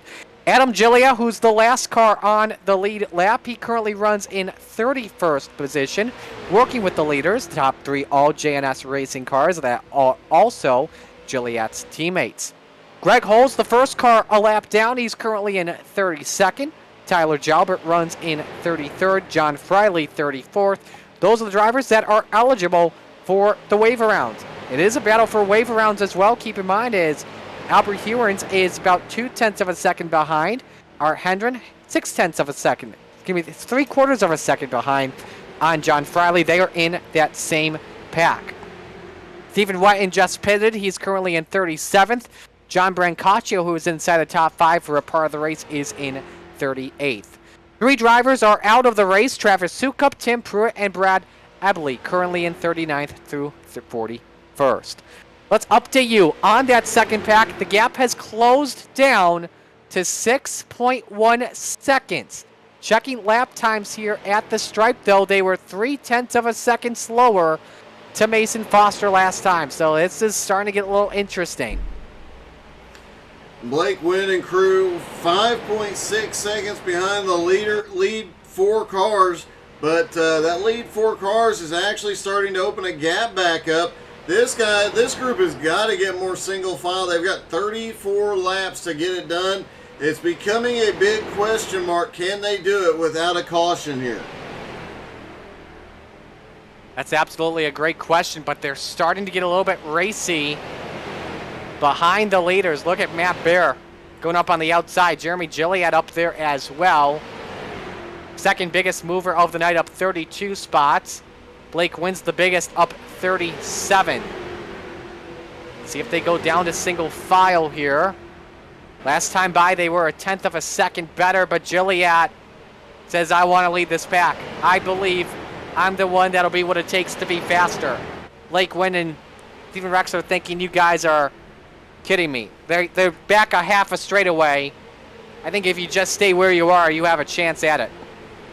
Yeah, they were slowly but surely chipping away at that lead. Every once in a while they pick up a 10th or 2, but then they get side by side like this and they are not gaining any time at all. That lead group, led by Mason Foster and his teammate at the tail end of the lead lap right in front, man, these guys are just doing it perfectly. And you've got Billy Snodgrass back there. You know he cannot get himself to the front alone with 4 J&S cars up there. Normal circumstances, he might be able to do something with the side draft, but here, 4 teammates directly ahead, nah, he ain't going nowhere. Second pack closed the gap down to under 6 seconds, is at 5.9, and the pack that's being led by Mike Ashby and Tyler Jalbert, they are closing in on the second pack. This could get very interesting. If they merge together, it would be like a big corporation trying to buy out a small business. I just don't know. With that gap right now, without a caution, I don't know if anything is going to change here as far as that lead pack. Blake Wynn, Jeremy Gilliatt, who has now gone to the lead of that group, still 5.5 seconds behind Billy Snodgrass at the back of the lead pack. It's going to take a lot for them to catch up at this point, and especially with Blake Wynn now puts the nose back ahead. 30 laps to go next time by. Man, they're going to have to do something quickly. Closing at 1/10 of a second on average. At that rate, they would not be able to catch the lead pack. They'll need something much bigger, like maybe 3 to 5/10 of a second. If they get that, it would be very interesting to see if the corporation could buy out that small business. Coming to 31 laps to go. Let's talk about this lead pack at the moment. You've got 4 drivers with a chance to win it. And the last driver to win a super speedway is a part of that pack as well. It's Zach Edwards currently in second. If it comes down to these 4 drivers here and they're staying in the same spots, is this in the hands of Zach Edwards?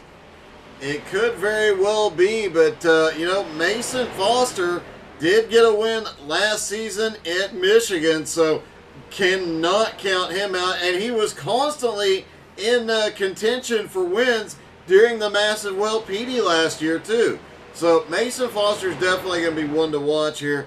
And you got to know that Joe and Danny are giving orders. You guys race as hard as you want. If you wreck each other, we're going to have a very serious problem. Absolutely. I think when it comes to the final lap or maybe the final half lap, that's when you can race. You know, Joe and Danny and Layla, they want a 1-2-3 finish. We have to ask, we know Danny's watching. Danny, what are you telling the drivers right now? That's actually a good idea to ask her. And we should give shout-outs as well to the other guy in this lead pack that has a chance of the win. Billy Snodgrass. This is a team that's actually owned by Art Hendren, not Johnny B. Apologies there. And this would be so cool to see this team with a top 5 finish. They're not the best team in the series, of course, but to see Snodgrass and the 66 up in the front. That's awesome to see. I think Art and Johnny B are very happy with the way he's been running tonight. Yeah, he's definitely had a great run. He's been in play all night. He qualified in third, so what a great qualifying run for him. He's only been with the team and the league a couple of weeks, so, you know, he's putting on a show out here, and he definitely has proven he deserves to be here. Absolutely. Let's go back to that second pack. Is Wynn and Joliet still side by side. Last time by, it was once again a 1/10 of a second. Gap is down to 5.5 seconds, but still would not be enough to close in on your top three. They're going to need a caution. In my opinion, they will need a caution. They want a chance, but it seems like that caution could potentially happen in the third pack, led by Ashby and Jalber, because I saw these guys earlier racing about maybe 2 and 3 abreast for maybe a lap or two, and they're starting to get very dicey. Seeing some bump drafts in the corners. They're going to be, oh boy! Colton and Colgan trading some paint just before they come to the line. In a battle for 15th on the track, and Colgan's got some paint scrubs on the left side. What a great save by both drivers, because both of them wildly out of shape.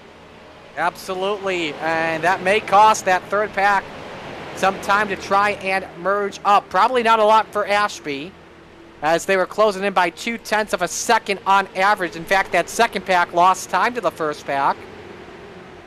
So they will need to merge. So Blake, Jeremy, Sean, Steven, Matt, Petey, Kyle, and Ryan, they will need help. They've got an extra guy in the back. That is Greg Holes in the 19, but he hasn't really been able to do much. Going back to that third pack. Just seeing here if they close in once again. Worth noting, Danny just dropped in the chat about this group of J&S cars at the front. The orders are race their race and work as a team, so this could get a little bit wild toward the end of the race. That third pack faster by 1/10 of a second as well. Last time by for the second pack, they were better by 0.2 on average, so they were able to regain some ground, but the gap still at 5.3 seconds. I just don't, and without a caution, I just don't see this group catching up at this point. Absolutely. 26 laps left to go. Going to be 25 here in a minute. Yeah, it's going to be, they'd have to make up over half a second a lap for the next 20 laps, and then they would have about 5 laps to try and figure out how to get around them. But those J&S cars at the front, as long as this thing stays green, J&S is going to pull off a 1-2-3 tonight. Absolutely, and going back to that lead pack, they have actually added some backup.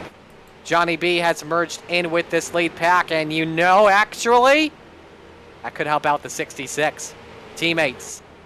So Snodgrass does have a friend behind him, but Johnny's actually starting to lose some time. So it's currently a 4v2 battle with 3 drivers for J&S with a chance to win it, and 1 driver from the Art Hendrinold team with a chance at winning this race. You know, 25. Yeah, go ahead. I was just gonna say, you know what? We had a J&S winner to open the season at a super speedway.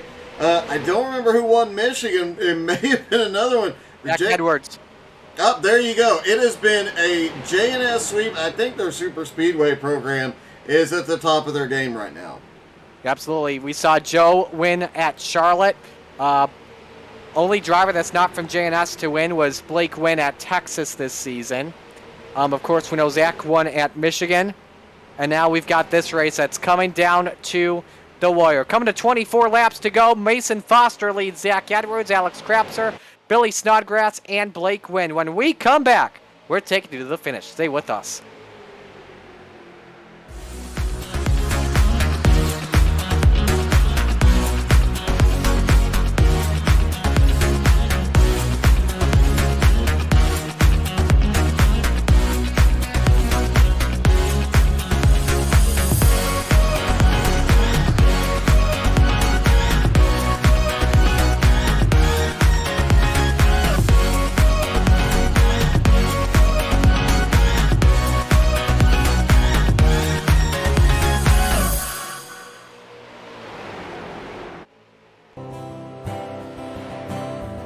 This is my good friend who had cancer when we were really little, and he was able to beat it through early detection, and now he just recently graduated from Santa Clara.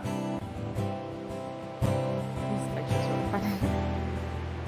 My dad was diagnosed with cancer my freshman year of high school. Thanks to early detection, he now gets to see me graduate from college.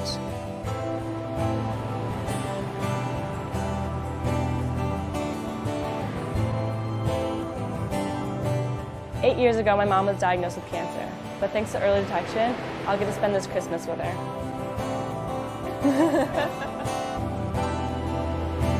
My dad was diagnosed with cancer when I was 10, and he passed away soon after. Maybe if we had early detection, he would have been able to be there to walk me down the aisle.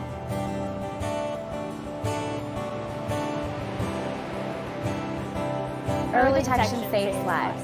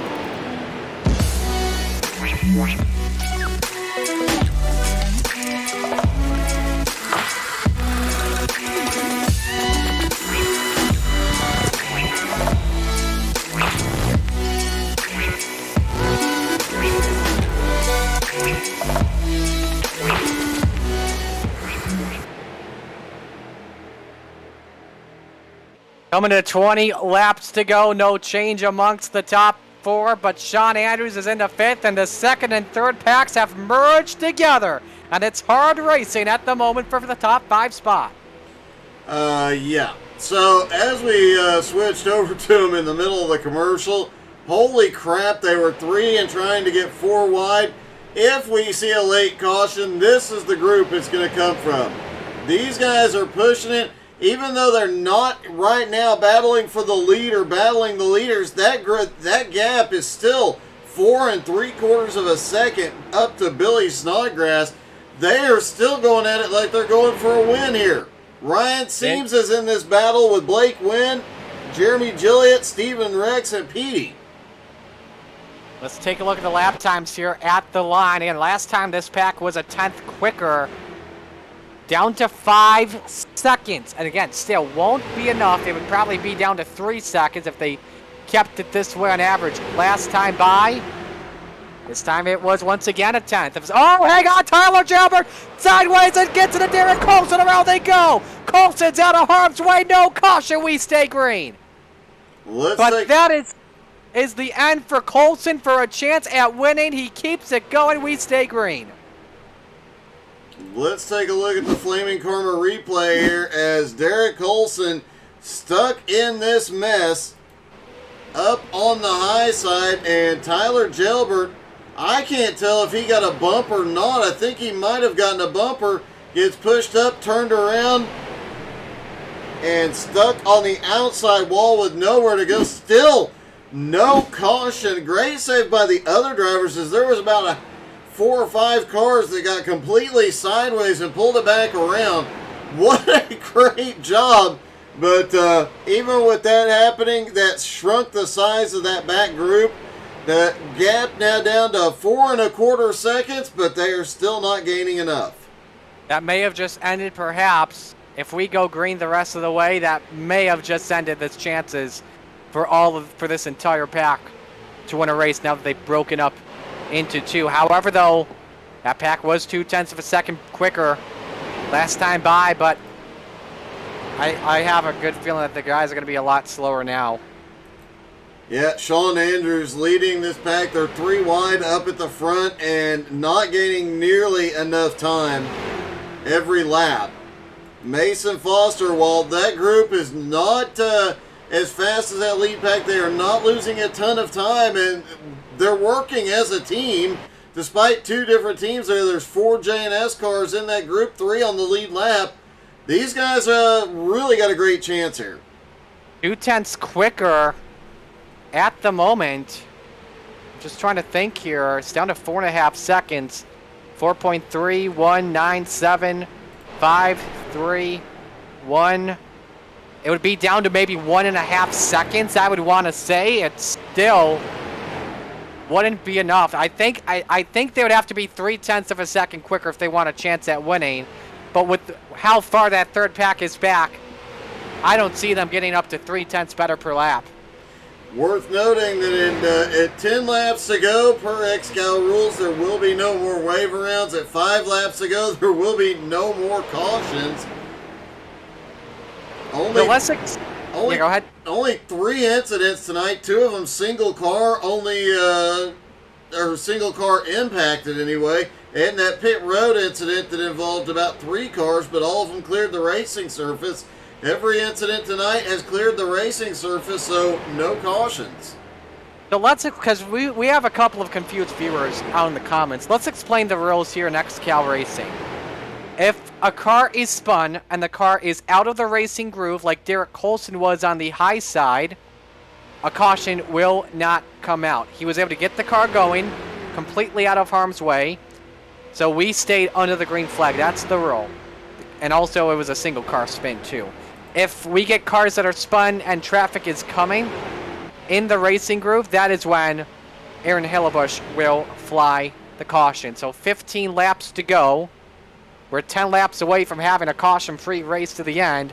Gap is down to 4.1 seconds, and again, 1/10 of a second quicker than Mason Foster at the moment for Jeremy Gilliatt last time by.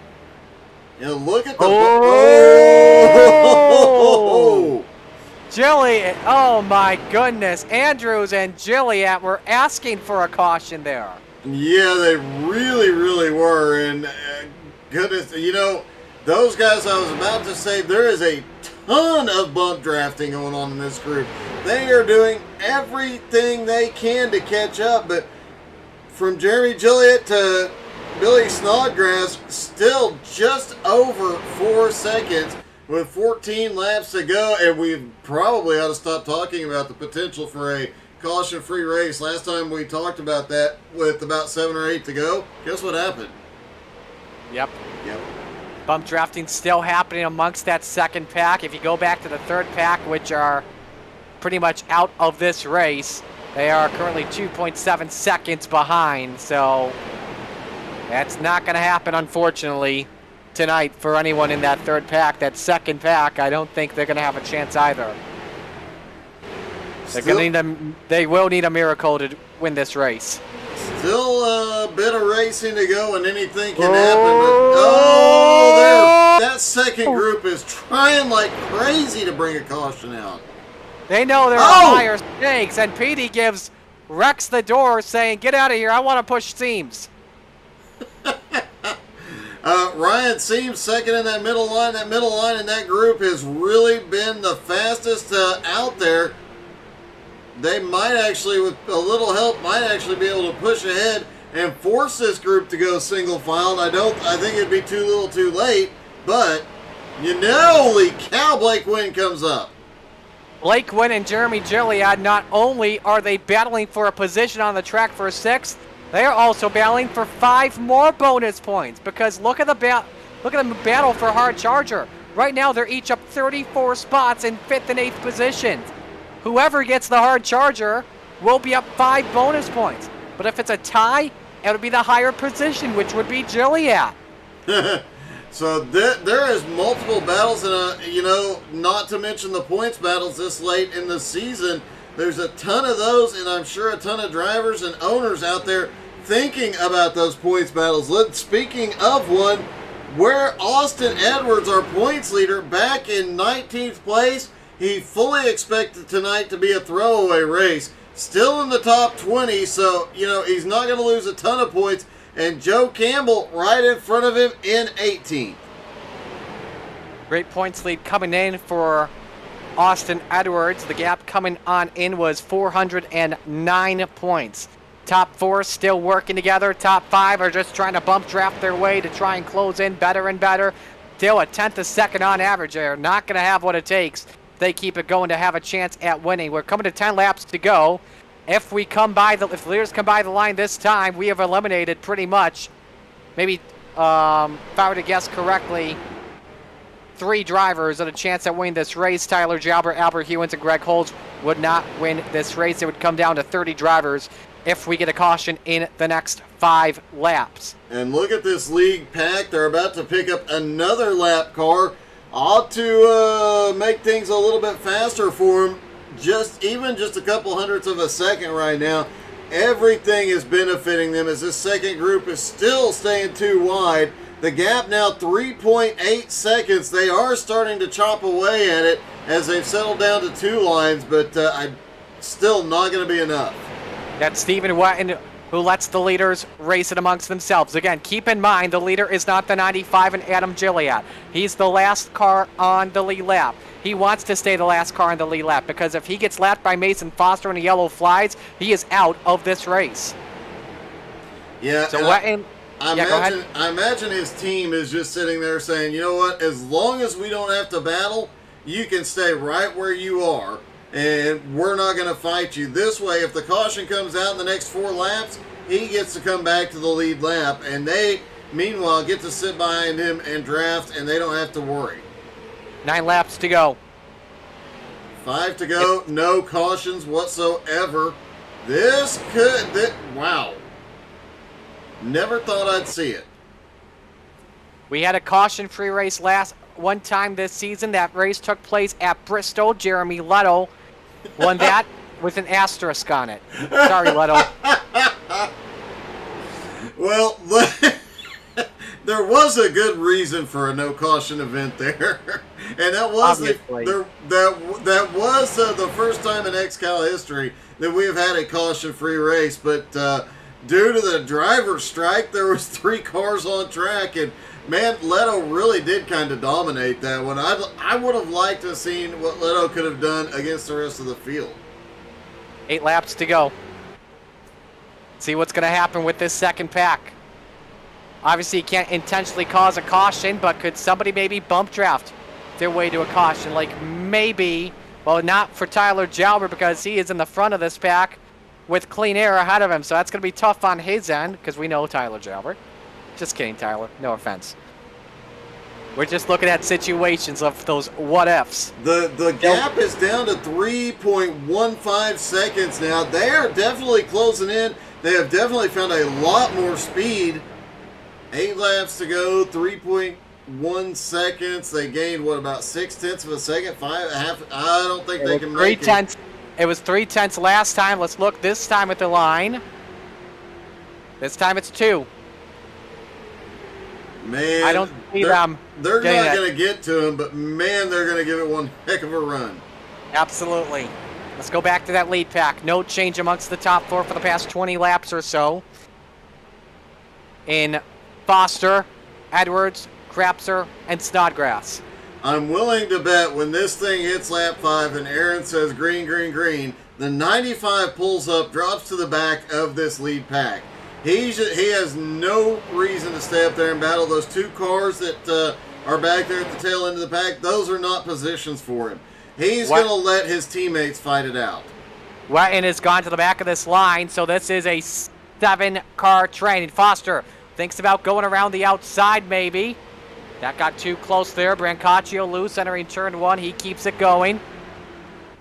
Last time by, it was another 1/10 of a second that Andrews and Gilliatt cut down. 50-15 to a 50-23 last time. 2.9 seconds is the gap with 6 laps to go. This time by, they will get green, green, green, no cautions. We'll see if Aaron's still awake. That's the real question. Aaron has not had to do anything tonight. Absolutely, except just warn people to quit blinking. That's it. And Yeah. that was in the first, 30 laps of the race. He's literally had nothing else to do tonight. Here we go. 4 cars look to be having a chance at winning this race. Foster, Edwards, Krapser, and Snodgrass. 5 laps to go here at Auto Club Speedway. Last time by for the gap, it was just about 0.2 of a second, maybe a 1/10.5 for Joliet to Mason Foster. Down to 3.1 seconds. Gonna have to close at about maybe 0.7 a second if they want to have a chance at winning this race. And now with no cautions, we can officially say this will be a caution-free race with a full field. Second of the year when it comes to caution-free races. 4 laps to go at the line. It's JNS versus an Art Hendren car. You see Gerald Poole win the 16. Get out of the way. Let the leaders race. Second pack, meanwhile, still Jillian Andrews. This could get a little bit crazy in the final 4 laps. Nearly 4 wide in that second pack. You see Stephen Rex around the outside. Babinger looking to make his way into the top 10 too. 4 wide entering turn number 1. Oh, and worth noting, Gerald Poole, who just went a lap down and hopped into that lead pack, also a JNS car. I think JNS can protect their top 3 right now and make sure they get a 1-2-3 finish, unless that entire team just ends up wadding them up on the front straightaway. They maybe have fun and go 3 wide to the end. Maybe have a 3 wide finish and have a drag race to the line. Oh, we've seen that before at Michigan. A Le Mans finish, maybe? Maybe, but you gotta be careful with Billy Snodgrass. Oh! Second pack, forced together, and Petey's up the wall. Joliet going around along with Blake Wynn. Ryan Seams gets turned as well, but manages to save it and stay on track. What a move. Blake Wynn saves it. He's back up on the track. This group just got smaller. Absolutely. 4 cars now with a chance at winning this race. With 3 laps to go. 5 miles remaining at Auto Club Speedway. They get Sean Andrews and Stephen Rex get hooked up at the front of that. Blake Wynn, Petey, Jordan Babinger, and Ryan Seams in the top 10. These guys are going to come charging back up. I think Rex and Andrews may be in trouble because these guys are going to have a ton of momentum behind them. Popsicles coming at the line, 2 laps to go. Now the real question is, of the leaders, who makes the first move? You see Brancacccio going to the outside. He's trying to get the 66 up there, and Billy Snodgrass. Let's see if he goes with them. Does he go up top? He's thinking about it. He's thinking about it. Trying to peek up there, Doug. You know, he knows he can peek up there, but man. Oh my! Oh my! Colgan almost with a bad merge on the exit. Just like we saw Joe Campbell have to have that problem at Charlotte with a car coming up the track on that last lap. Almost got to see a repeat of that. Billy Snodgrass has not moved up. Coming to the white flag, final lap. Underway at Auto Club Speedway. 4 cars have a chance to win it. 3 JNS 100. Mason Foster, Zach Edwards, Alex Krapser, all JNS cars with Billy Snodgrass in 4th. Final lap underway in Fontana. And there you see Joliet move out of the way. Top 4 are going to have some clean air to try and win this one. Who makes the first move? Yeah, I'm going to go with Krapser on this one. And I don't know if he's going to be able to get there. But that second pack is still battling back there. As they're 2 and 3 wide in that second pack. Here goes Zach Edwards to the outside. Billy Snodgrass gives him the push. They're side by side into turn 3. Krapser gives Foster the bumper into turn number 3. And Mason Foster's out in front with Krapser and Zach Edwards side by side for second. They're half a mile away from home. Krapser goes up the racetrack. Mason Foster off at turn number 4. Is he going to get win number 1 of the season? The answer is yes. Mason Foster takes the win at Auto Club Speedway. Top 3 JNS. How do you like that? Billy Snodgrass, a great run tonight, comes home in 4th. Stephen Rex pulls off 5th. Sean Andrews 6th. Blake Wynn is 7th. PD in 8th. Jordan Babinger 9th. Kyle Bartles 10th. Ryan Seams holds on to 11th. Matt Bear back in 12th, Jeff Egger in 13th, Mike Ashby in 14th, and Kevin Church in 15th. Fireworks go off here in the caution-free race in Fontana, California. And it is Mason Foster that sees the checkered flag. It is his second career XCAL Racing street stock victory. Won at Lanier on August 31st, 2021. So he snaps a winless streak of 11 months. And I think we're going to see a top 3 burnout here. This is going to be awesome. But ladies and gentlemen, don't just give it up for the top 3. Give it up for all 41 actually, XCAL Racing Street Stalkers going 400 miles without a caution flag. That was awesome.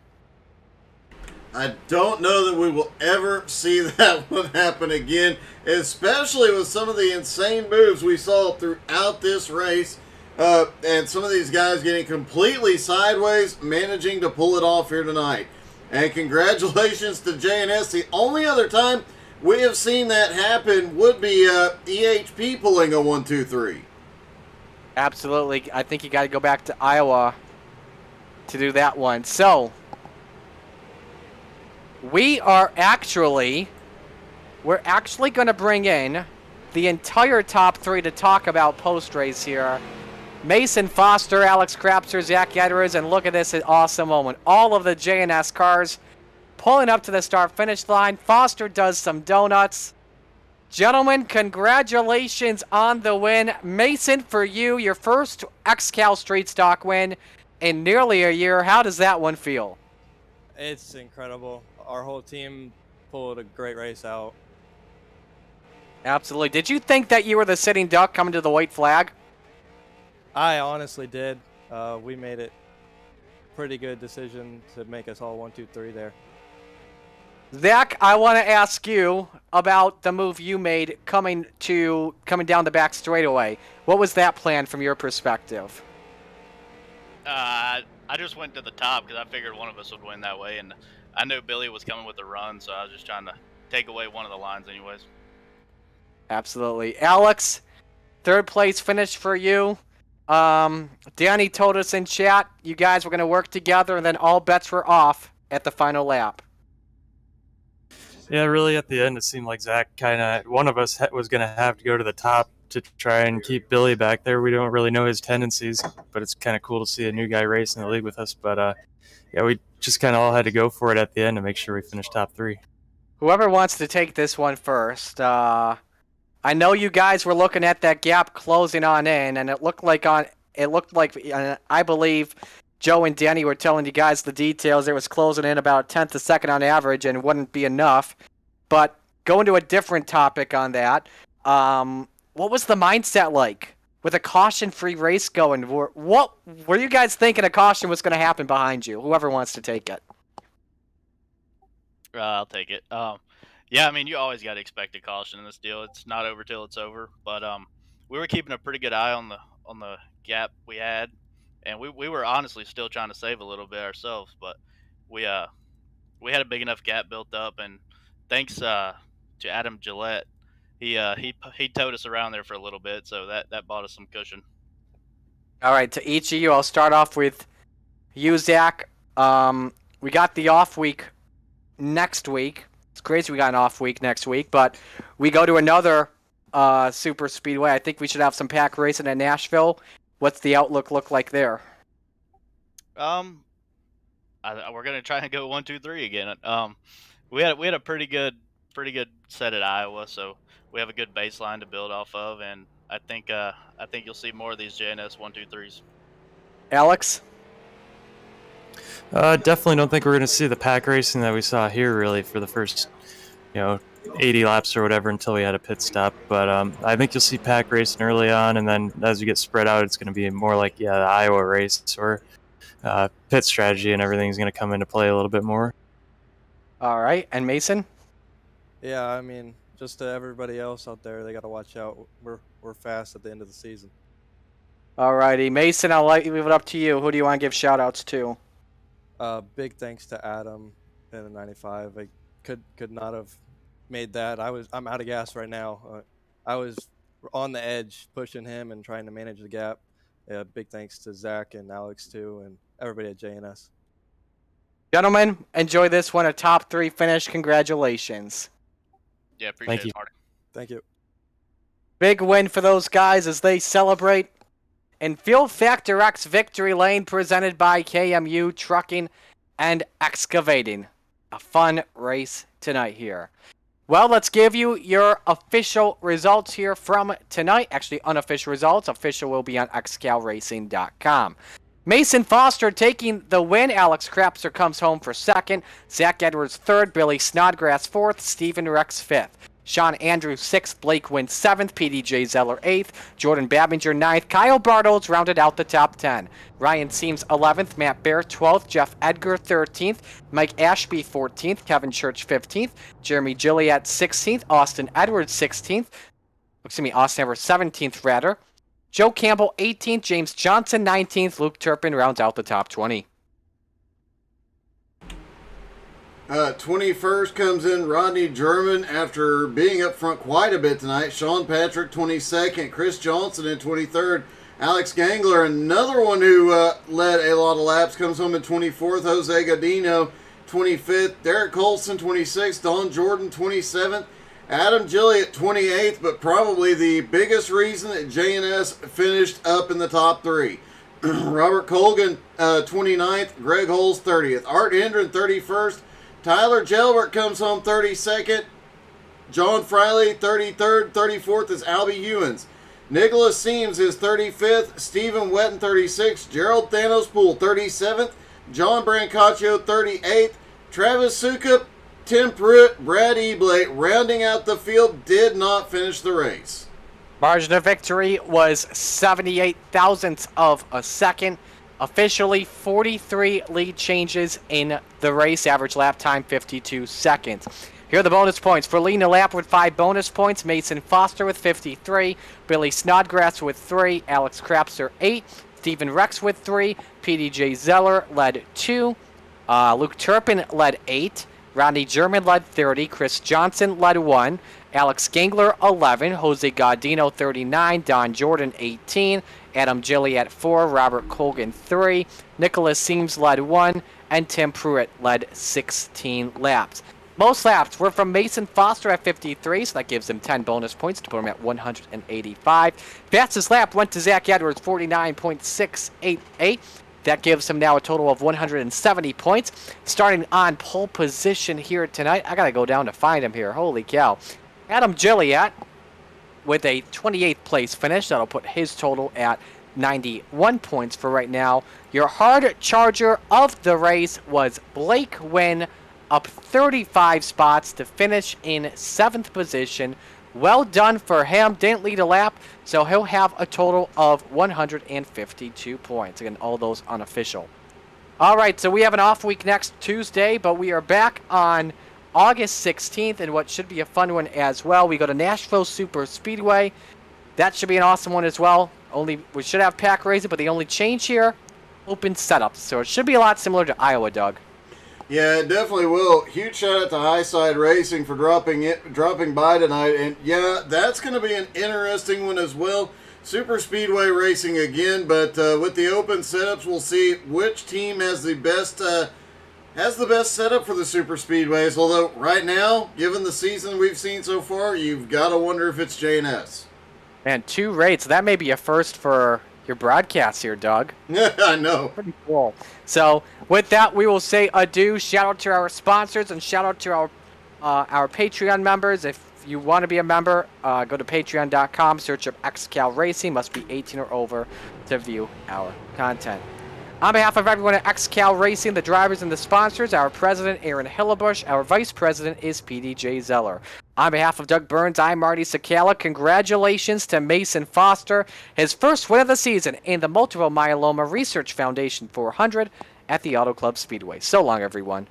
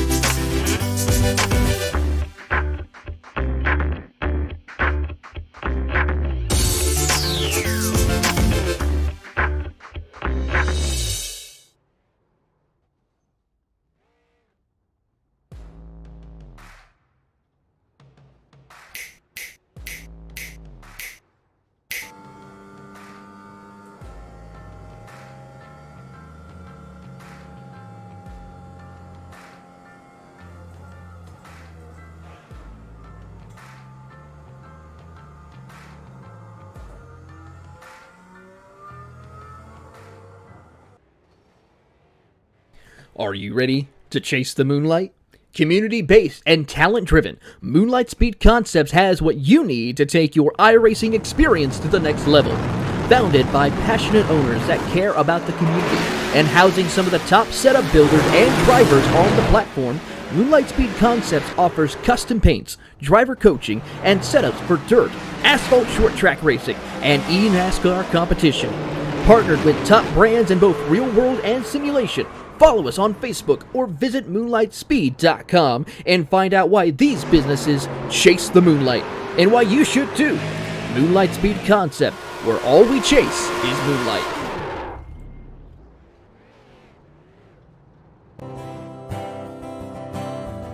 This is my good friend who had cancer when we were really little, and he was able to beat it through early detection, and now he just recently graduated from Santa Clara. This picture's really funny. My dad was diagnosed with cancer my freshman year of high school. Thanks to early detection, he now gets to see me graduate from college.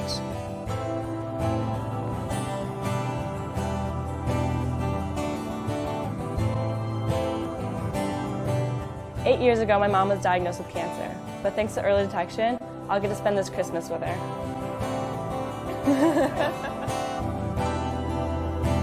My dad was diagnosed with cancer when I was 10, and he passed away soon after. Maybe if we had early detection, he would have been able to be there to walk me down the aisle.